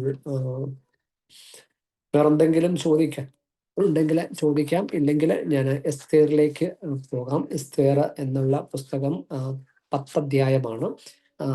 പക്ഷേ എസ്തേറിന്റെയും രൂത്തിന്റെയും പുസ്തകങ്ങൾ തമ്മിലുള്ള വ്യത്യാസം എന്ന് പറഞ്ഞാൽ, രൂത്തിന്റെ പുസ്തകം എന്ന് പറഞ്ഞാൽ നമ്മളൊരു കുടുംബ പശ്ചാത്തലത്തിൽ നമുക്ക് കാണുവാനായിട്ട് സാധിക്കും. പക്ഷെ എസ്തേർ എന്ന് പറഞ്ഞാൽ ഒരു രാജ്യം, ആ രാജ്യത്തിൻ്റെ അകത്ത് നടക്കുന്ന ഇഷ്യൂസും അതിൻ്റെ രാജകൊട്ടാരത്തിൽ നടക്കുന്ന ഇഷ്യൂസും, ഇതുപോലെ തന്നെ പ്രവാസകാലമായിരുന്നു അവരുടെയും. ഈ പ്രവാസകാലത്തുണ്ടായ പ്രതിസന്ധികൾ എന്താണ്, പ്രവാസിയായിട്ട് ജീവിക്കുന്ന കാലത്തും ദൈവത്തെ പിൻപറ്റി ആ നിഷ്ഠയിൽ ജീവിക്കുന്നു. നമ്മളൊക്കെ പ്രവാസത്തിലായി കഴിയുമ്പോൾ നിഷ്ഠകൾ പലപ്പോഴും മാറാറുണ്ട് എന്നുള്ളത് സത്യമാണ്. പക്ഷെ ഇവിടെ ഈ പ്രവാസ കാലഘട്ടത്തിലും എസ്തേർ, മൊർദെഖായിയും ഒക്കെയും ആ ഒരു നിഷ്ഠയിൽ ജീവിക്കുവാനായിട്ട് ശ്രമിച്ചു എന്നുള്ളതാണ് എസ്തേറിന്റെ പുസ്തകം നമ്മളെ പഠിപ്പിക്കുന്നത്. ഞാൻ എസ്തേറിലേക്ക് പ്രവേശിക്കാം. എസ്തേർ എന്ന പുസ്തകം നമുക്കറിയാം പഴയ നിയമ പുസ്തകങ്ങളിലെ 17ാമത്തെ പുസ്തകമാണ്. അതായത് പഴയ നിയമ പുസ്തകങ്ങൾ ഇങ്ങനെ എഴുതപ്പെട്ട് വരുമ്പോൾ 8ാമത്തെ പുസ്തകമാണ് രൂത്ത്, 17ാമത്തെ പുസ്തകമാണ് എസ്തേർ. പഴയ നിയമ പുസ്തകങ്ങളിൽ വിശുദ്ധ വേദഗ്രന്ഥത്തിൽ തന്നെ 2 അധ്യായങ്ങളാണ്, 2 പുസ്തകങ്ങളാണ് സ്ത്രീകളുടെ പേരിൽ എഴുതപ്പെട്ടത്. അതിൽ എസ്തേറിൻ്റെ പുസ്തകവും രൂത്ത് നമ്മൾ ഏകദേശം നമ്മളൊന്ന് ഇത് ഒരു ഇൻട്രഡക്ഷൻ പോലെ നമുക്ക് ചെയ്യാനൊക്കെയുള്ളൂ. ആ ഇൻട്രഡക്ഷൻ പോലെ നമ്മൾ പറഞ്ഞു, അതിൽ കൂടി കടന്നുപോയി. ഇനി എസ്തേറിലേക്ക് പ്രവേശിക്കുവാണെങ്കിൽ എസ്തേർ എന്ന് പറയുന്നതിൻ്റെ ഓദർ ആരാണെന്നുള്ളത് അൺനോൺ ആണ്. എങ്കിലും മൊർദെഖായി ആയിരിക്കാം എന്ന് കരുതുന്നു. അതിൻ്റെ മൊർദെഖായിയുടെ കുറിച്ച് വളരെ അതിൻ്റെ അകത്ത് നമ്മളൊന്ന് പഠിച്ചു പോകുമ്പോൾ ഈ മൊർദെഖായിയുടെ പിതാവിൻ്റെ ഇന്നാരുടെ മകൻ എന്നൊക്കെ കൃത്യമായിട്ട് അവിടെ രേഖപ്പെടുത്തിയിട്ടുണ്ട്. അപ്പം കൃത്യമായിട്ട് മൊർദെഖായി ആവാം എന്ന് കരുതപ്പെടുന്നു. പ്രത്യേകിച്ച് ഈ എസ്തേറിൻ്റെ പുസ്തകത്തിലെ വലിയ 1-2 പ്രത്യേകതകൾ എന്നാന്ന് ചോദിച്ചാൽ, ദൈവം എന്ന പദം, യഹോവ എന്ന പദം, ദൈവം എന്ന പദം രേഖപ്പെടുത്താത്ത ഒരു വേദപുസ്തക ഭാഗമാണ് ഈ എസ്തേറിൻ്റെ പുസ്തകം. എസ്തേർ എന്ന എസ്തേർ മൊർദെഖായിയുടെ മകളല്ല, മൊർദെഖായിയുടെ എടുത്തു വളർത്തുന്ന കുഞ്ഞാണ് എസ്തേറിൻ്റെ മാതാപിതാക്കൾ മരിച്ചു പോയതാണ്. അപ്പോൾ ഈ കുഞ്ഞിനെ മൊർദെഖായി ആണ് വളർത്തിയത്. പക്ഷേ എസ്തേറിൻ്റെ പുസ്തകത്തിൻ്റെ 2-ാം അധ്യായം 15-ാം വാക്യത്തിലും 9-ാം അധ്യായം 29-ാമത്തെ വാക്യത്തിലും അബിഹായേലിൻ്റെ മകളായ എസ്തേർ എന്ന് പറയുന്നുണ്ട്. അതായത് എസ്തേറിൻ്റെ പിതാവിൻ്റെ പേര് അവർ രേഖപ്പെടുത്തിയിട്ടുണ്ട്, അബിഹായേലിൻ്റെ. അതായത് എസ്തേറിൻ്റെ പുസ്തകം 2-ാം അധ്യായം 15-ാമത്തെ വാക്യത്തിലും എസ്തേറിൻ്റെ പുസ്തകം 9-ാം അധ്യായം 29-ാമത്തെ വാക്യത്തിലും ഈ ഒരു പുസ്തകത്തെ കുറിച്ച് പ്രതിപാദിക്കുന്നുണ്ട്, ഈ പേര് പ്രതിപാദിക്കുന്നുണ്ട് എന്ന് അബിഹായേലിൻ്റെ മകളായ എസ്തേർ എന്ന് പറയുന്നുണ്ട്. ഈ എസ്തേറിൻ്റെ പ്രത്യേകത, എസ്തേർ എന്ന സ്ത്രീ ഒരു യഹൂദിയ സ്ത്രീയായിരുന്നു. പക്ഷെ രൂത്ത് എന്ന് പറയുന്നത് മോവാബിയ സ്ത്രീ ആയിരുന്നു. നെഹമ്യാവ്, എസ്തേർ ഇങ്ങനെ അടുത്തടുത്ത കാലഘട്ടത്തിൽ ഉള്ള എഴുത്തുകളിലാണ് എന്ന് നമുക്കറിയാം. പിന്നെ ഇന്ത്യ എന്നുള്ള പദം, ഇന്ത്യ എന്ന രാജ്യത്തെക്കുറിച്ച് പ്രതിപാദിക്കുന്ന ഒരു പുസ്തകമാണ് എസ്തേറിൻ്റെ പുസ്തകം. അതായത് എസ്തേറിൻ്റെ പുസ്തകം 1-ാം അധ്യായം 1-ാമത്തെ വാക്യം. ഇത് മലയാളം പുസ്തകത്തിൽ ഹിന്ദു ദേശം എന്നാണ് പറയുന്നതെങ്കിലും അതിൻ്റെ അകത്ത് ഇംഗ്ലീഷ് വേർഷൻ നമ്മൾ എടുത്തു കഴിഞ്ഞാൽ ഇന്ത്യ ടു എത്യോപ്യ എന്നുള്ള എത്യോപ്യ എന്ന് കൃത്യമായിട്ട് പ്രതിപാദിച്ചു. ഇന്ത്യ ടു എത്യോപ്യ എന്ന് കൃത്യമായിട്ട് പ്രതിപാദിച്ചിരിക്കുന്നു. എസ്തേറിൻ്റെ പുസ്തകം 1-ാം അധ്യായം 1-ാം വാക്യത്തിലും 8-ാം അധ്യായം 9-ാം വാക്യത്തിലും ഇന്ത്യയെക്കുറിച്ച് പറയുന്നുണ്ട്. ദൈവം എന്ന പദം രേഖപ്പെടുത്താത്ത ഒരു ഒരു ഒരു ഒരു ഒരു വേദ പുസ്തക അധ്യായമാണ് ഈ എസ്തേറിൻ്റെ പുസ്തകം. ദൈവത്തിൻ്റെ പേരെ പ്രതിപാദിപ്പിച്ചിട്ടില്ല എങ്കിലും ഉപവാസത്തെക്കുറിച്ചും ഒക്കെ, അതായത് നിങ്ങൾ 3 ദിവസം ഇരുട്ടിലും വെണ്ണീരിലും ഉപവസിക്കണം എന്നുള്ള ഉപവാസ പ്രഖ്യാപനങ്ങളൊക്കെ നടത്തുന്നുണ്ട്. പക്ഷെങ്കിൽ ദൈവം എന്നോ യഹോവ എന്നോ നാമങ്ങളൊന്നും പറയുന്നില്ല. ഇവിടെ പ്രധാനമായിട്ടും പ്രതിപാദിക്കുന്ന ആൾക്കാരെന്ന് പറയുന്നത് ഈ മൊർദെഖായിയെ കുറിച്ച് പറയുന്നുണ്ട്. പിന്നെ അഹശ്വേരോശ് രാജാവ്, ഹാമാന്, എസ്തേർ, ഈ 4 കഥാപാത്രങ്ങളാണ് ഈ എസ്തേർ എന്ന പുസ്തകത്തിൽ പ്രധാനമായിട്ടും നാം കാണുന്നത്. അതിൽ അഹശ്വേരോശ് എന്ന രാജാവിൻ്റെ കാലഘട്ടം, അല്ലെങ്കിൽ അദ്ദേഹം പേർഷ്യ, ബാബിലോൺ എന്ന രാജ്യം ഭരിച്ചിരുന്ന കാലഘട്ടം ഏകദേശം BC 483 മുതൽ 473, അത് പല വേർഷനുണ്ട്. 465 എന്ന് പറയുന്നുണ്ട്. അങ്ങനെ പല ഇതുണ്ട്. ഈ ബാബിലോണിന്റെ സമയത്ത് 127 സ്റ്റേറ്റുകൾ, അതായത് ഇന്ത്യ മുതൽ എത്യോപ്യ വരെയുള്ള കിടക്കുന്ന ഈ പ്രദേശത്തിൽ ഏകദേശം 127 സ്റ്റേറ്റുകൾ ഉൾപ്പെടുന്നതാണ് ഈ പേർഷ്യയിലെ ബാബിലോൺ എന്ന് പറയുന്ന രാജ്യം. നമുക്കറിയാം, നമ്മുടെ ഈ ഓസ്ട്രേലിയ എന്നുള്ള ഈ രാജ്യം ഭയങ്കര വാസ്റ്റ് ആണെന്ന് നമുക്കറിയാം. പക്ഷെ ഈ രാജ്യത്തിൽ ഏതാണ്ട് 6 സ്റ്റേറ്റും 2 ടെറിട്ടറീസ്, അങ്ങനെ 8 ഡിവിഷനേ ഉള്ളൂ. നമുക്കന്നപ്പം ഈ രാജ്യത്തിന്റെ വ്യാപ്തി നമുക്കറിയാം അല്ലെ. ഈ രാജ്യം എന്ന് പറയുക, ഓസ്ട്രേലിയ എന്നുള്ള രാജ്യം 8 ഡിവിഷൻ, അതായത് 6 സ്റ്റേറ്റും 2 ടെറിട്ടറീസും, അങ്ങനെ 8 ഡിവിഷനേ ഉള്ളൂ. അപ്പം ആലോചിച്ച് നോക്കിയേ, ഇവിടെ പേർഷ്യ എന്ന് പറയുന്ന ഈ ബാബിലോൺ രാജ്യം എന്ന് പറയുന്നത് 127 സംസ്ഥാനങ്ങൾ, സ്റ്റേറ്റ്സുകൾ ഉൾപ്പെട്ട അത്രമാത്രം വലിയ രാജ്യമായിരുന്നു ഈ അഹശ്വേരോഷ് രാജാവ് ഭരിച്ചിരുന്ന ഈ ഒരു സാമ്രാജ്യം. അപ്പം അദ്ദേഹത്തിന്റെ തലസ്ഥാനം ശൂശാൻ രാജധാനിയിൽ അദ്ദേഹം താമസിച്ച വരവെ നടന്ന സംഭവങ്ങളാണ് ഈ ഈ ഈ എസ്തേർ എന്നുള്ള പുസ്തകത്തിന്റെ രേഖപ്പെടുത്തിയിരിക്കുന്നത്. ഈ ബാബിലോൺ പ്രവാസ കാലത്തെ യഹൂദ ജനജീവിതത്തെക്കുറിച്ച് ഈ പുസ്തകം നമുക്ക് പരിചയപ്പെടുത്തുകയാണ്. അവരെത്രമാത്രം പ്രതിസന്ധിയിൽ കൂടിയാണ്, ബുദ്ധിമുട്ടാണ്. അവരുടെ അനുഷ്ഠാനങ്ങളും അവരുടെ ശൈലികളും ഒന്നും വളരെ ഈസിയാണ്. പ്രവാസകാലമാകുമ്പോൾ ആ ഒരു രാജ്യത്തിന്റെ നിയമമായിരിക്കും ഏറ്റവും മുൻപന്തിയിൽ നിൽക്കുന്നത്. നമ്മൾ പുറത്തുനിന്ന് വന്നവർ എപ്പോഴും താന്നു നിൽക്കത്തേ ഉള്ളൂ. അപ്പം ഇവിടെയും ഈ ഒരു ജനവിഭാഗത്തെ എപ്പോഴും ബുദ്ധിമുട്ടും കണ്ണുനീരും പ്രയാസത്തിൽ കൂടി ആണ് കടന്നു പോകുന്നതായിട്ട് നാം ഈ പുസ്തകങ്ങൾ പരിചയപ്പെടുമ്പോൾ നമുക്ക് മനസ്സിലാകും. ഇതിനെ ഒരു 2-3 നമ്മളൊന്ന് ഓരോ അധ്യായങ്ങൾ നമ്മളൊന്ന് നോക്കിക്കഴിഞ്ഞാൽ, ഒന്നാമത്തെ അധ്യായത്തിൽ അഹോശ്വരോഷ് രാജാവും വസ്തി എന്ന് പറയുന്ന രാജ്ഞിയും അവരുടെ വിരുന്നു സൽക്കാരങ്ങളും ഒക്കെയാണ് ഒന്നാമത്തെ അധ്യായത്തിൽ, എസ്തേറിന്റെ പുസ്തകം 1-ാമത്തെ അധ്യായത്തിൽ പ്രസ്താവിച്ചിരിക്കുന്നത്. 2-ാമത്തെ അധ്യായത്തിലാണെങ്കിൽ മൊർദെഖായി എന്ന് പറയുന്ന മനുഷ്യനെ പരിചയപ്പെടുന്നു. അതേപോലെ എസ്തേറിനെ പരിചയപ്പെടുന്നു. എസ്തേർ ഒരു രാജ്ഞിയായി, വസ്തി രാജ്ഞിക്ക് പകരം എസ്തേർ രാജ്ഞിയായി തീരുന്നു എന്നതായിട്ടുള്ളതാണ് 2-ാമത്തെ അധ്യായത്തിൽ പ്രതിപാദിക്കുന്നത്. നമുക്കറിയാം, അഹശ്വേരോഷ് രാജാവിന്റെ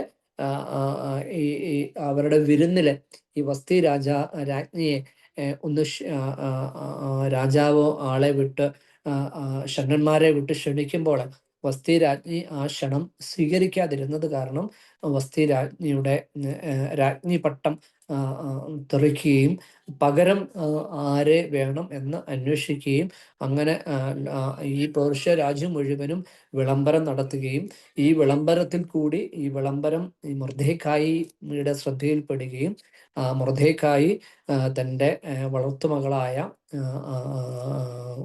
എസ്തേറിനെ ഈ രാജ്ഞി പദവിയിലേക്ക് പറഞ്ഞു വിടുകയും അവളിൽ ഈ അനുകമ്പ തോന്നി അവളെ ആ ഒരു സെലക്ഷനിലേക്ക് അവളെ പ്രവേശിപ്പിക്കുകയും അങ്ങനെ പല കടമ്പകൾ കടന്ന് അവള് രാജ്ഞി പദവിയിലെത്തുന്നതായിട്ട് 2-ാമത്തെ അധ്യായത്തിൽ കാണുന്നു. 3-ാമത്തെ ഒക്കെയും അധ്യായത്തിൽ വരുന്നത് ഈ ഹാമാനെ കുറിച്ച് പറയുന്നു. ഹാമാൻ എന്ന് പറയുന്നത് എപ്പോഴും യഹൂദന്മാരെ ബദലായിട്ട് നിൽക്കുവാനായിട്ടും അവരെ കീഴ്പ്പെടുത്തുവാനായിട്ടും അവരെ കൊലപ്പെടുത്തുവാനായിട്ടും അവരെ ഉന്മൂലനാശം വരുത്തുവാനായിട്ടും ഹാമാൻ ശ്രമിക്കുന്നതായിട്ട് 3 മുതലുള്ള അധ്യായത്തിൽ കാണുന്നു. പിന്നെ അങ്ങോട്ട് കാണുന്നതൊക്കെയും ഈ ഹാമാന്റെ മരണവും മൊർദെഖായിയുടെ ഒരു തെരഞ്ഞെടുപ്പും ഒക്കെയായിട്ട് മുന്നോട്ട് പോകുന്നത്. അതായത് വളരെ ചുരുക്കത്തിൽ പറഞ്ഞാൽ 1 മുതൽ 5 വരെയുള്ള അധ്യായം എന്ന് പറയുന്നത് യഹൂദന്മാർ നേരിട്ട പ്രതിസന്ധികളാണ്. 1 മുതൽ 5 വരെ അധ്യായത്തിൽ. 6 മുതൽ 10 വരെയുള്ള അധ്യായത്തിൽ ഈ പ്രതിസന്ധികളെ മറികടന്നുള്ള അവരുടെ ഒരു ശ്രമവും മറികടക്കലുമാണ് 6 മുതൽ 10 വരെ. വളരെ സിമ്പിളായിട്ട് പറഞ്ഞാൽ അപ്രകാരമാണ് ഈ അധ്യായങ്ങൾ പോകുന്നത്. അതുകൊണ്ട് എസ്തേറിന്റെ പുസ്തകത്തിൽ ഒന്ന് അതിൻ്റെ തുടക്ക വാക്യത്തിൽ, അതായത് അധ്യായത്തിൽ കൂടി ഒന്ന് കടന്നു പോകുമ്പോൾ ഇപ്രകാരം ഒരു ഒരു ചിന്ത നമ്മുടെ മനസ്സിൽ ഉണ്ടാവണം. രൂത്ത് പോലെ അത്ര ഈസി അല്ല, രൂത്ത് പോലെ അത്ര ഈസി അല്ലാതെ നമുക്ക് ഒരിച്ചിരി അതിൻ്റെ വാക്കുകളും കാര്യങ്ങളും ഒക്കെ അല്പം പാടാളാണ്. രാജകൊട്ടാരവും അതിൻ്റെ ഷണ്ഡന്മാരുടെ പേരുകളും ഒക്കെ ഒരല്പം നമുക്ക് ബുദ്ധിമുട്ടാണ്, ബോറിംഗ് ആയിട്ട് തോന്നും. എങ്കിലും ഈ രണ്ട് പുസ്തകങ്ങളുടെയും പ്രധാന ലക്ഷ്യം ഒരു വീണ്ടെടുപ്പിൻ്റെ, ക്രിസ്തുവിൻ്റെ വീണ്ടെടുപ്പുമായിട്ട് ഇതിനെല്ലാം സാമ്യം കൊടുക്കുകയാണ്. നമുക്കൊന്ന് ചിന്തിക്കാം, വേണമെങ്കിൽ ഈ മൊർദെഖായി എന്ന് പറയുന്നത് അത് കൊട്ടാരത്തിലെ ഒരു ഉദ്യോഗസ്ഥനായിരുന്നു മൊർദെഖായി. ഈ കൊട്ടാരത്തിലെ ഉദ്യോഗസ്ഥനായ മൊർദെഖായിൽ കൂടി വേണമെങ്കിൽ ക്രിസ്തുവിന് വീണ്ടെടുപ്പ് നടത്താമായിരുന്നു. പക്ഷേ അതിന് പുറത്തുള്ള ഒരു ഒരു ഒരു പെൺകുട്ടിയെ അതിൻ്റെ കൊട്ടാരത്തിനകത്തേക്ക് പ്രവേശിക്കപ്പെടുകയും ക്രിസ്തു അല്ലെങ്കിൽ രാജാവിന് അവളിൽ ഇഷ്ടം തോന്നി, ആ ഇഷ്ടത്തിൽ കൂടി അവള് തൻ്റെ ജനത്തിൻ്റെ പ്രതിസന്ധി രാജാവിനെ അറിയിക്കുകയും ആ രാജാവിനെ അറിയിച്ച് അങ്ങനെ രക്ഷപ്പെടുത്തുവാനായിട്ട് ശ്രമിക്കുകയാണ്. ഇവിടെ ഒരു ഒരു ഒരു സമയത്ത് ഇങ്ങനെ കാണുന്നു, ഇവർക്ക് കൊട്ടാരത്തിനകത്തേക്ക് പ്രവേശിക്കുവാൻ പാടില്ലാത്ത ഒരു സമയത്ത് ഹാമാൻ എന്ന് പറയുന്ന മനുഷ്യൻ യഹൂദ ജനത്തെ കൊല്ലുവാനായിട്ട് ആജ്ഞ പുറപ്പെടുവിക്കുന്ന സമയത്ത്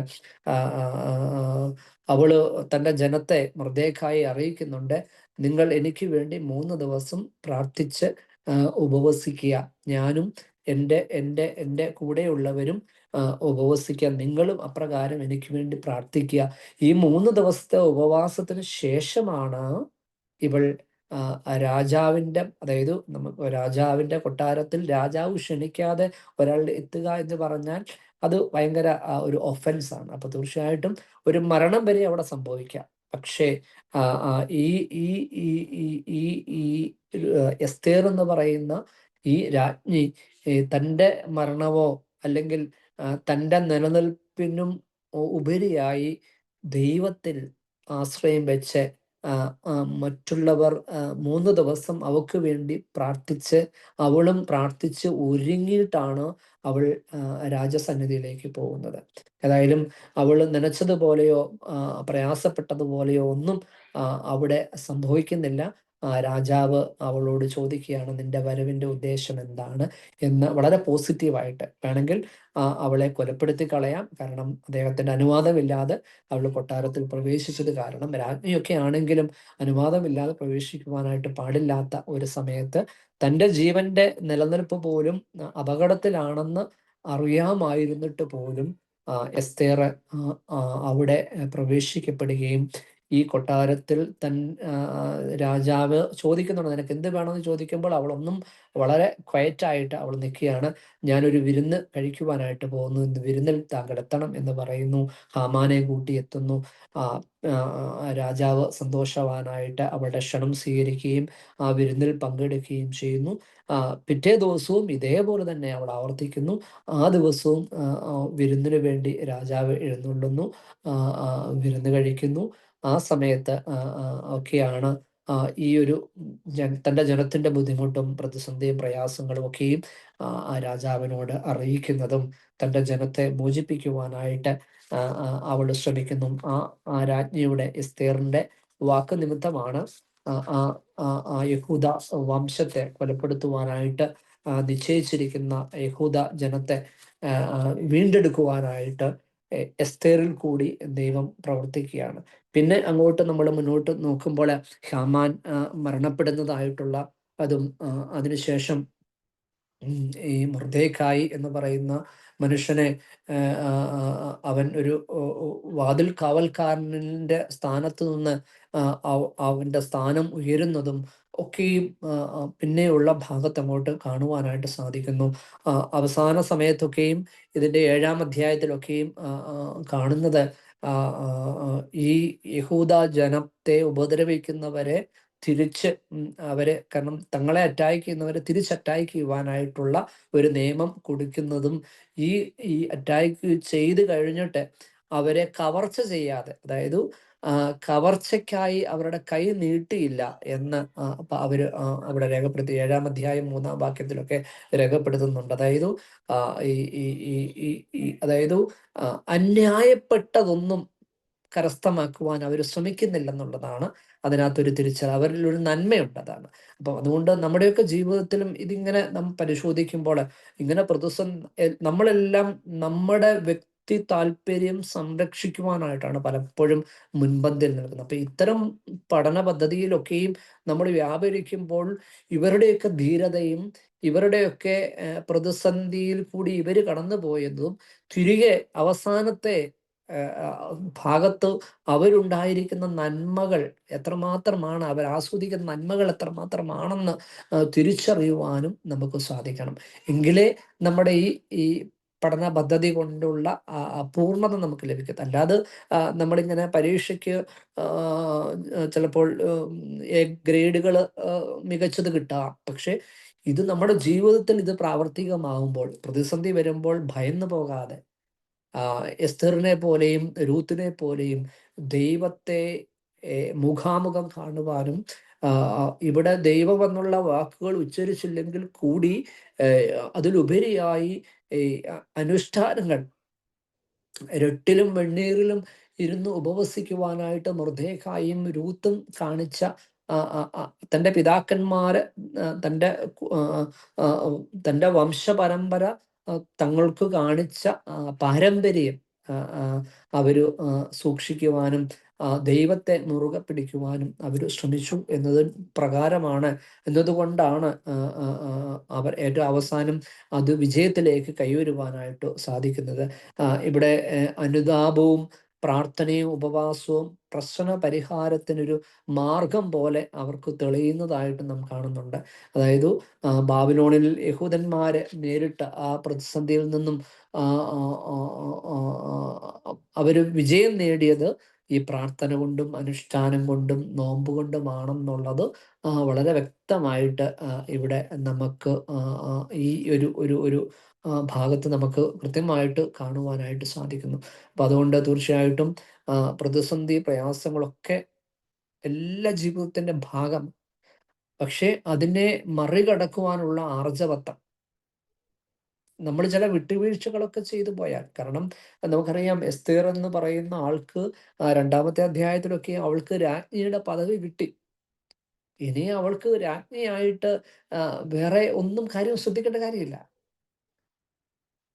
പക്ഷെ അവിടെയാണ് അവൾ തൻ്റെ ജനത്തിന് വേണ്ടി, തൻ്റെ ജീവൻ അപകടത്തിൽപ്പെട്ടാലും ഞാൻ രാജകൊട്ടാരത്തിൽ ചെല്ലും, അവനോട് എൻ്റെ ജനത്തിന് വേണ്ടി സമ്പാദിക്കും എന്ന് പറഞ്ഞുകൊണ്ട് എൻ്റെ ജീവൻ അപകടത്തിൽപ്പെട്ടാലും അവിടെ ചെന്നു തൻ്റെ ജനത്തിന് വേണ്ടി സംസാരിക്കുന്ന ഒരു എസ്തേറിനെ കാണുക.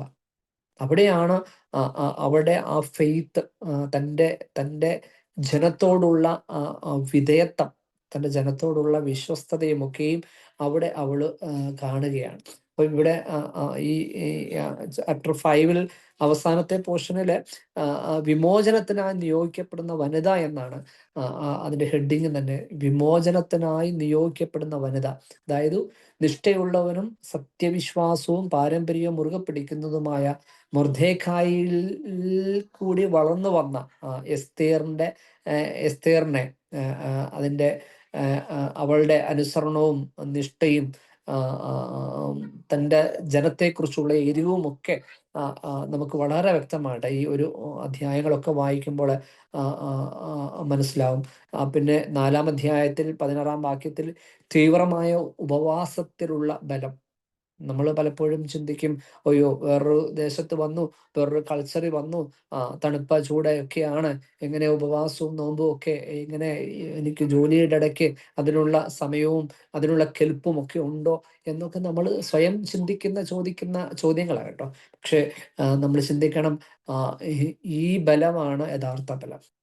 ഈ നിഷ്ഠയും ഈ ഉപവാസവും ഈ പ്രാർത്ഥനയുമാണ് യഥാർത്ഥ ബലമെന്ന് ചിന്തിക്കുവാനും ഈ ബലത്തിൽ ഈ നിഷ്ഠയിലും അനുഷ്ഠാനത്തിൽ കൂടിയാണ് എസ്തേറും രൂത്തും ഒക്കെയും അതിനെ മറികടന്നതും എന്നുള്ള ഒരു വലിയ ബോധ്യം നമുക്കുണ്ടാവണം. അപ്പം തീർച്ചയായിട്ടും നമ്മുടെ ജീവിതവുമായിട്ട് വളരെയധികം കണക്ട് ചെയ്യാവുന്ന ഭാഗങ്ങളാണ് ഇതൊക്കെ. അപ്പം ശത്രുക്കളുടെ മേലെ ജയമുണ്ടാകുന്നത് ഈ അനുതാപത്തിൻ്റെയും കണ്ണുനീരിൻ്റെയും ഉപവാസത്തിൻ്റെയും ദൈവാശ്രയത്തിൻ്റെയും കൂടിയ പ്രവർത്തനത്തിന് ദൈവം നൽകിയ മറുപടിയാണ് ഈ ജയമെന്ന് പറയുന്നു. അപ്പോൾ തീർച്ചയായിട്ടും അത്തരത്തിൽ ആണ് ഈ ചാപ്റ്റർ അവസാനിക്കുന്നത്. ഹാമാൻ എന്ന് പറയുന്ന ആ വ്യക്തിയുടെ അനുഭവം നമുക്കറിയാം. അധികാരവും കാരണം അദ്ദേഹത്തിന് രാജാവിൻ്റെ തൊട്ട അടുത്ത സ്ഥാനം ലഭിക്കപ്പെട്ടവനാണ് ഹാമാൻ. പക്ഷെ അവൻ മറ്റുള്ളവരെ ശിഥിലീകരിക്കുവാനായിട്ട്, മറ്റുള്ളവരെ തുച്ഛീകരിക്കുവാനായിട്ട്, മറ്റുള്ളവരെ നശിപ്പിക്കുവാനായിട്ട് അവൻ തൻ്റെ ബുദ്ധിയും ജ്ഞാനവും എല്ലാം ഉപയോഗിക്കുക. അവിടെയാണ് അവൻ്റെ തോൽവി. അവൻ ആർക്ക് വേണ്ടി? മൊർദെഖായിക്ക് വേണ്ടി കഴുമരം തീർത്തുവെങ്കിൽ അവസാനം അവൻ അതിലേക്ക് പ്രവേശിക്കപ്പെടുക. അപ്പം തീർച്ചയായിട്ടും നമ്മൾ ചിന്തിക്കേണ്ട ഇത്രയേ ഉള്ളൂ, നമ്മളല്ല വിധിക്കേണ്ടത്, തമ്പുരാൻ വിധിച്ചോളൂ. തിന്മകളെ, പ്രതിസന്ധികളെ, ബുദ്ധിമുട്ടുകളെ, ചിലപ്പം കല്ലേറുകളൊക്കെ നമ്മുടെ ജീവിതത്തിൽ ഉണ്ടാവാം. പക്ഷേ നമ്മൾ പകരം പോക്കുവാനായിട്ട് നിൽക്കണ്ട എന്നുള്ള സന്ദേശം കൂടി ഹാമാൻ നമുക്ക് നൽകിയ ഹാമാന്റെ ഹാമാന്റെ ആ ഒരു ഇതിൽ പറയുന്നത്, ഹാമാൻ ഈ മൊർദെഖായി ഇത്രയുള്ള വളരെ സിമ്പിളാണ് അവൻ്റെ വിദ്വേഷങ്ങൾ ആരംഭിക്കുന്നത്. ഈ ഹാമാൻ പുറത്തോട്ട് ഇറങ്ങി വരുമ്പം മൊർദെഖായി അവനെ വണങ്ങുന്നില്ല, കവിണ് വീഴുന്നില്ല. അപ്പൊ ജലസി ഉണ്ടാകുകയാണ്. ബാക്കി എല്ലാവരും കവിണ് വീഴുന്നു, നീ മാത്രം കവിണ് വീണാതിരിക്കുന്നത് എന്തുകൊണ്ട്? അവിടുന്ന് ജലസി ആരംഭിക്കുക, പിന്നെ അവന് പക ആരംഭിക്കുക, പിന്നെ മൊർദെഖായിയുടെ വംശം അന്വേഷിക്കുക, അവൻ യഹൂദനാണെന്ന് തിരിച്ചറിയുക. ആ യഹൂദന്മാരെ എല്ലാവരെയും നിഗ്രഹിച്ചേക്കാം. അവൻ്റെ ചിന്ത, ബോധ്യം പിന്നെ അങ്ങ് പോവുക. അവന് ദൈവം കൊടുത്തിരിക്കുന്ന ഒരു പദവിക്ക് വിരുദ്ധമായിട്ട് അവൻ പ്രവർത്തിക്കാൻ ശ്രമിക്കുന്നത് കാരണം താൻ കുഴിച്ച കുഴികൾ താൻ തന്നെ വീഴും എന്ന് പറയുന്നത് പോലെ അവൻ്റെ അധികാര വാഞ്ചയും കുടില ബുദ്ധിയും ഒക്കെയും ദുരുപയായങ്ങളുമെല്ലാം അവന് തന്നെ വീഴ്ചയായിട്ട് ഭവിക്കുന്നു. പക്ഷേ മൊർദെഖായിയും എസ്തേറുമൊക്കെയും തൻ്റെ ജനത്തിനു വേണ്ടി തൻ്റെ ജനത്തിൻ്റെ കഷ്ടതകൾ കണ്ട് അവരെ വീണ്ടെടുക്കുവാനായിട്ടുള്ള ഒരു ശ്രമത്തിൽ കൂടി അവരെ വീണ്ടെടുക്കുവാനായിട്ട് ശ്രമിക്കുന്നതും പ്രാർത്ഥന, അനുഷ്ഠാന, നോമ്പ് അനുഷ്ഠാനങ്ങൾ കൂടി ഈ മൊർദെഖായിയും എസ്തേറും അവരെ വീണ്ടെടുക്കുന്നതാണ് നമുക്ക് മനസ്സിലാകും. അപ്പം ഇതാണ് ചാപ്റ്റർ 5ൻ്റെ ഒരു നക്ഷൽ എന്ന് പറയുന്നത്.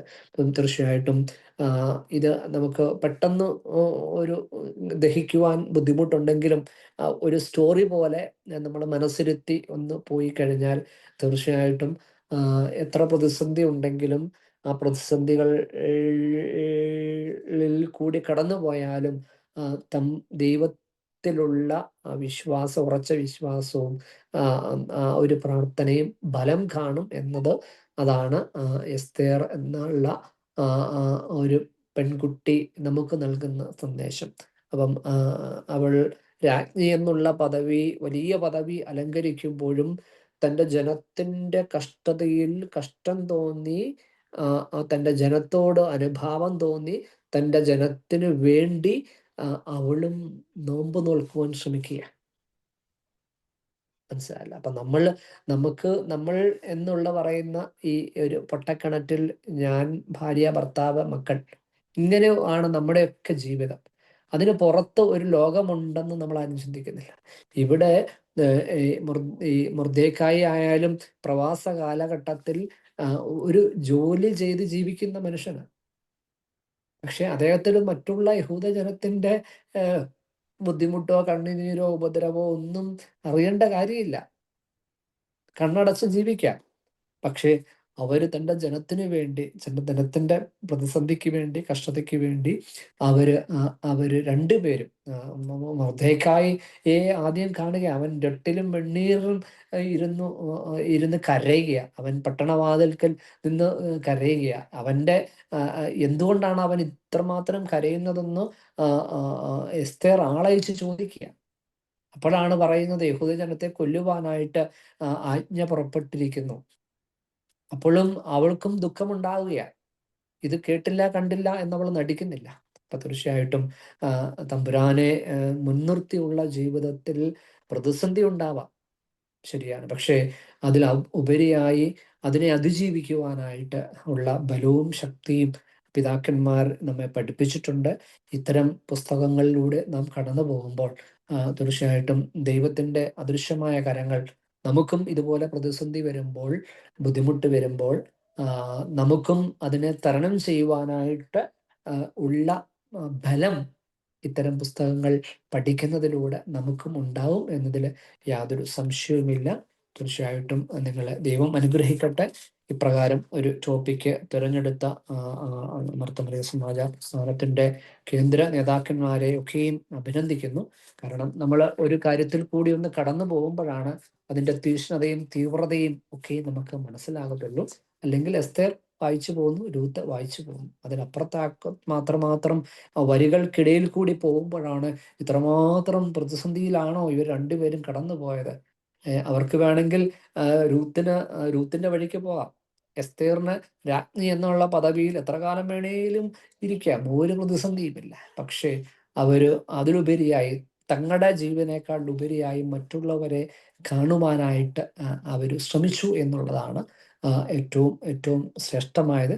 അപ്പോൾ ഈ പുസ്തകങ്ങൾ എക്സാം ഓറിയന്റഡ് ആയിട്ട് പഠിക്കാതെ നമ്മുടെ ജീവിതത്തിൽ കുറച്ചൊക്കെ ഒരു പദം വരുത്തിയാൽ, കുറച്ചൊക്കെ ഒന്ന് മോൾഡിങ് നമ്മളെ തന്നെ വരുത്തിയെങ്കിൽ മാത്രമേ ഈ പാഠ്യപദ്ധതിയൊക്കെ ഈ പ്രകാരം ക്രമീകരിച്ചവരുടെ ഉദ്ദേശ ലക്ഷ്യം പൂർത്തിയാകത്തുള്ളൂ. ഇത്രയും നേരം കേട്ടിരുന്ന എല്ലാവരോടുമുള്ള സ്നേഹം, നന്ദി, പ്രാർത്ഥന അറിയിക്കുന്നു. ഒത്തിരി സന്തോഷം. ഒരു ഷോർട്ട് ടൈമിലാണെങ്കിൽ 1 hour ആയി. ഞാൻ ദീർഘിപ്പിക്കുന്നില്ല. അപ്പം ഷോർട്ട് ടൈമിലാണെങ്കിൽ നിങ്ങൾ നിരന്തരമായി ഏത് പുസ്തകങ്ങളിൽ നമ്മളൊന്ന് തുടങ്ങുന്നതിന് മുമ്പും ഒന്ന് പ്രാർത്ഥിച്ച് ദൈവം ഇതിൻ്റെ പൊരുളൊന്ന് തിരിച്ചറിഞ്ഞു തരണമേ എന്നൊന്ന് പ്രാർത്ഥിക്കുവാനായിട്ട് എപ്പോഴും ഒന്ന് ശ്രമിക്കണം. ഒരിത്തിരി നേരം ഒന്ന് താണിരുന്ന് തമ്പുരാനെ നീ എനിക്ക് മനസ്സിലാകുക. കാരണം ഭാഷ ഇംഗ്ലീഷ് ആയാലും മലയാളം ആയാലും ഒക്കെ നമുക്ക് മനസ്സിലാകും. പക്ഷേ ഇതിൻ്റെ പൊരുളെന്ന് പറയുന്നത് തിരിച്ചറിയാൻ അല്പം പാടാണ്. ഞാനെപ്പോഴും കുഞ്ഞുങ്ങളുടെ ക്ലാസ്സുകളിൽ പറയാറുണ്ട്, ഒരു ക്ലാസ്സിൽ 60 കുഞ്ഞുങ്ങളാണെങ്കിൽ 60 പേർക്കും 60 മാർക്ക് കിട്ടും. ഒരു സിലബസാണ്, ഒരു അധ്യാപകനാണ് ക്ലാസ് എടുക്കുന്നത്. ഒരു ഒരു ഒരു ഒരു ഒരു ഒരു ഒരു അറ്റ്മോസ്ഫിയറിൽ ഇരുന്നായിരിക്കും പഠിക്കുന്നത്. ഒരു ടെമ്പറേച്ചറും കാലാവസ്ഥ എല്ലാം സെയിം ആയിരിക്കും. പക്ഷെ എന്നാലും 60 മാർക്ക് 60 പേർക്ക് കിട്ടും. അപ്പം നമ്മളുടെ മനസ്സിലാക്കലിൻ്റെ വ്യത്യാസം ഉണ്ടായിരുന്നു കേട്ടോ. അതുകൊണ്ട് ദയവ് ചെയ്തിട്ട് ഒരു എക്സാമിന് പഠിച്ച് അടച്ചു ഒരു 100-ൽ 100 മാർക്ക് മേടിക്കുന്നതിലുപരിയായിട്ട് അതിൻ്റെ വരികൾക്കിടയിൽ കൂടി പോവുകയും അവരുടെ പ്രയത്നവും അവരുടെ കണ്ണുനീരും അവരുടെ പ്രയാസവും അവരുടെ ഓരോ ദിവസം 365 ഒരു വർഷം എന്ന് പറയുന്നത് ഒറ്റ വർഷമെന്ന് നമ്മൾ പറഞ്ഞ് അവസാനിപ്പിക്കാം. പക്ഷെ 365 ദിവസമാണ്. 365 × 24 എത്ര മണിക്കൂറാണ് ഈ പ്രതിസന്ധിയിൽ കൂടി കടന്നു പോയതെന്ന് ചിന്തിക്കുകയും പ്രകാരം നമ്മളെ തന്നെ ഒന്ന് മോൾഡാകുകയും ഇതുപോലെ പ്രതിസന്ധി നമ്മുടെ ജീവിതത്തിൽ വരുമ്പോൾ ദൈവത്തെ പിൻപറ്റുവാനായിട്ട് നോമ്പനുഷ്ഠാനങ്ങൾ ഉപവാസത്തിൽ കൂടി ദൈവത്തെ പിൻപറ്റി ജീവിക്കുവാനായിട്ട് എനിക്കും നിങ്ങൾക്കും സാധ്യമാവട്ടെ എന്ന് പ്രാർത്ഥിക്കുന്നു. ദൈവം അനുഗ്രഹിക്കട്ടെ. ക്യൂൻസ്ലൻഡ് റീജിയനിലുള്ള സിഡ്നി റീജിയനിലുള്ള ഏവരോടുമുള്ള സ്നേഹം പ്രാർത്ഥന അറിയിക്കുന്നു. തിരക്കേറിയ ജീവിതം ആണ് എന്നറിയാം. എങ്കിൽ കൂടി കുറച്ചു പേര് ഒരാൾ അത്രയേ ഉള്ളൂ. നമുക്ക് അതിനകത്ത് ഫുൾ ആൾക്കാരെ നിറച്ചുകൊണ്ടൊന്നും നമുക്കൊരിക്കലും ഒരു കാര്യവും പൂർണ്ണതയിൽ എത്തിക്കുവാനായിട്ട് സാധിക്കത്തില്ല. ഒരാളെങ്കിലും ശ്രദ്ധയോടെ കേൾക്കുന്നുണ്ടെങ്കിൽ അത് വിജയം എന്ന് തന്നെ നമുക്ക് കരുതണം. അപ്പം നിങ്ങൾക്ക് എല്ലാ പ്രാർത്ഥനകളും അറിയിക്കുന്നു. ദൈവം അനുഗ്രഹിക്കട്ടെ. ഔട്ട് ഓഫ് താങ്ക്സ് പറയാനായിട്ട് സിബിനെ ക്ഷണിക്കുന്നു.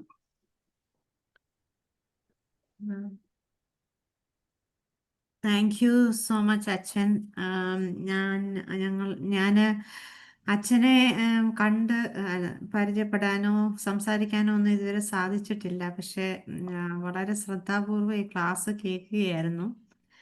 അച്ഛനൊരു കഥ പോലെ ഞങ്ങൾക്ക് ഇത് പറഞ്ഞു തന്നെങ്കിലും ബുക്കിൽ എഴുതിയേക്കുന്നതിലപ്പുറം ഒരു വാസ്തവത്തിൽ ഞാനിത് കേട്ടപ്പോഴത്തേനും ഈ അച്ഛനെ ഈ പ്രവാസികൾ എന്ന് കൂടുതൽ പറഞ്ഞപ്പോഴേ ശരിക്കും ഞങ്ങളെ പ്രതിയാണ് ഈ ബുക്ക് എഴുതിയേക്കുന്നതെന്ന് പോലും തോന്നിപ്പോയി. അത് നമ്മൾ നമ്മുടെ ജീവിതത്തിൻ്റെ ഓരോ സമയത്തും നമ്മൾ ബൈബിൾ വായിക്കുമ്പോൾ വേറെ രീതിയിലാണ് നമുക്ക് ഓരോ സമയത്ത് അത് റിലേറ്റ് ചെയ്യാൻ പറ്റുന്നത്. അപ്പം ആം, ഈ എക്സാമിന് വേണ്ടി പഠിക്കുന്നതിലുപരി വാസ്തവത്തിൽ ഇതൊന്നും ഓർത്തിരിക്കുന്ന ഒരു ക്ലാസ് ആയിരിക്കും.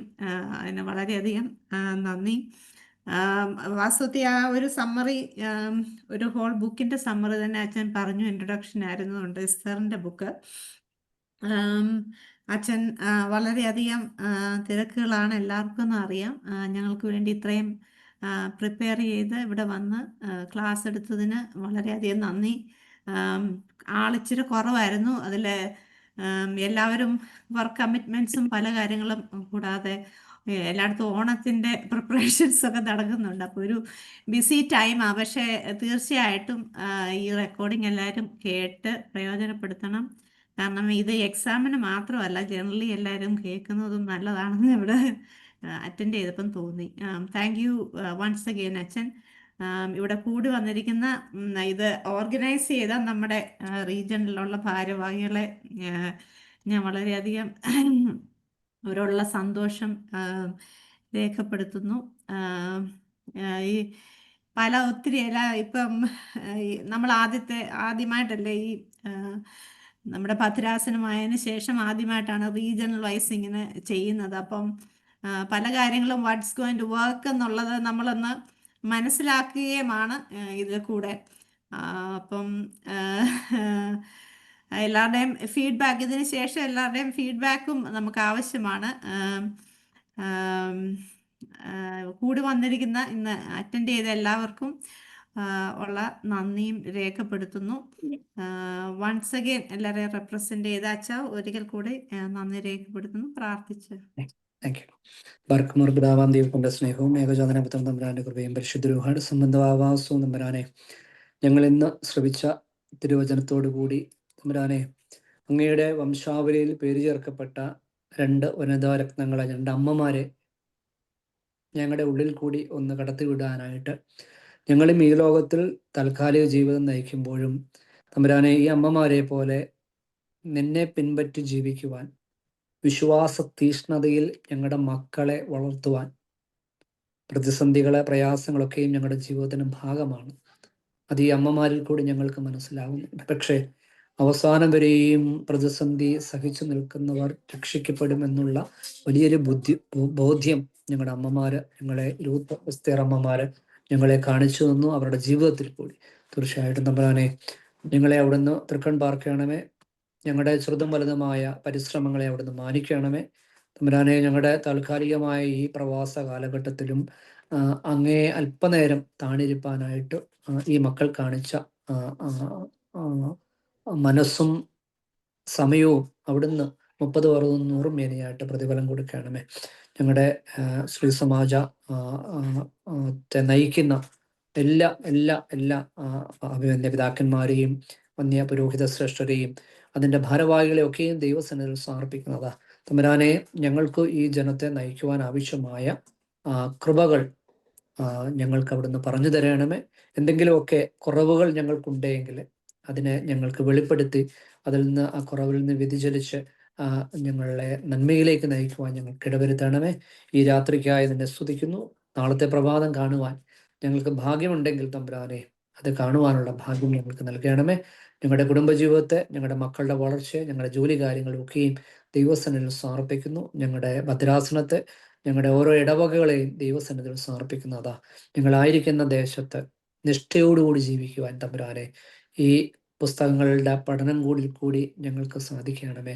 എത്ര പ്രതിസന്ധി ഉണ്ടെങ്കിലും തമ്പുരാനെ മുൻനിർത്തിയുള്ള ജീവിതത്തിൽ നന്മ ഉണ്ടാകും എന്നത് ഞങ്ങളെ പഠിപ്പിച്ചു തന്ന ഈ അമ്മമാരെ തമ്പുരാനെ, അവിടുന്ന് ഞങ്ങൾക്കായിട്ട് അവരെ അവിടുന്ന് നിയോഗിച്ചയച്ച് ഞങ്ങൾക്കൊരു മാർഗദീപമായി നൽകിയല്ലോ തമ്പുരാനെ. നന്ദിയോടെ ഓർക്കുന്നു. ഒരിക്കൽ കൂടി രാത്രിക്കായി നിന്നെ സ്തുതിക്കുന്നു തമ്പുരാനെ. ഞങ്ങൾ കേട്ട അറിവുകൾ ഞങ്ങളുടെ ജീവിതത്തിൽ പ്രാവർത്തികമാക്കുവാനുള്ള കൃപ ഞങ്ങൾക്ക് നൽകണമേ. ആയത് ഞങ്ങൾ നിന്നെയും നിന്റെ പിതാവിനെയും പരിശുദ്ധ രൂഹായെയും അടക്കം കൂടാതെ സ്തുതിക്കുവാനായിട്ട് തന്നെ. ആമേൻ. Thank you so much. Thank you അച്ഛാ.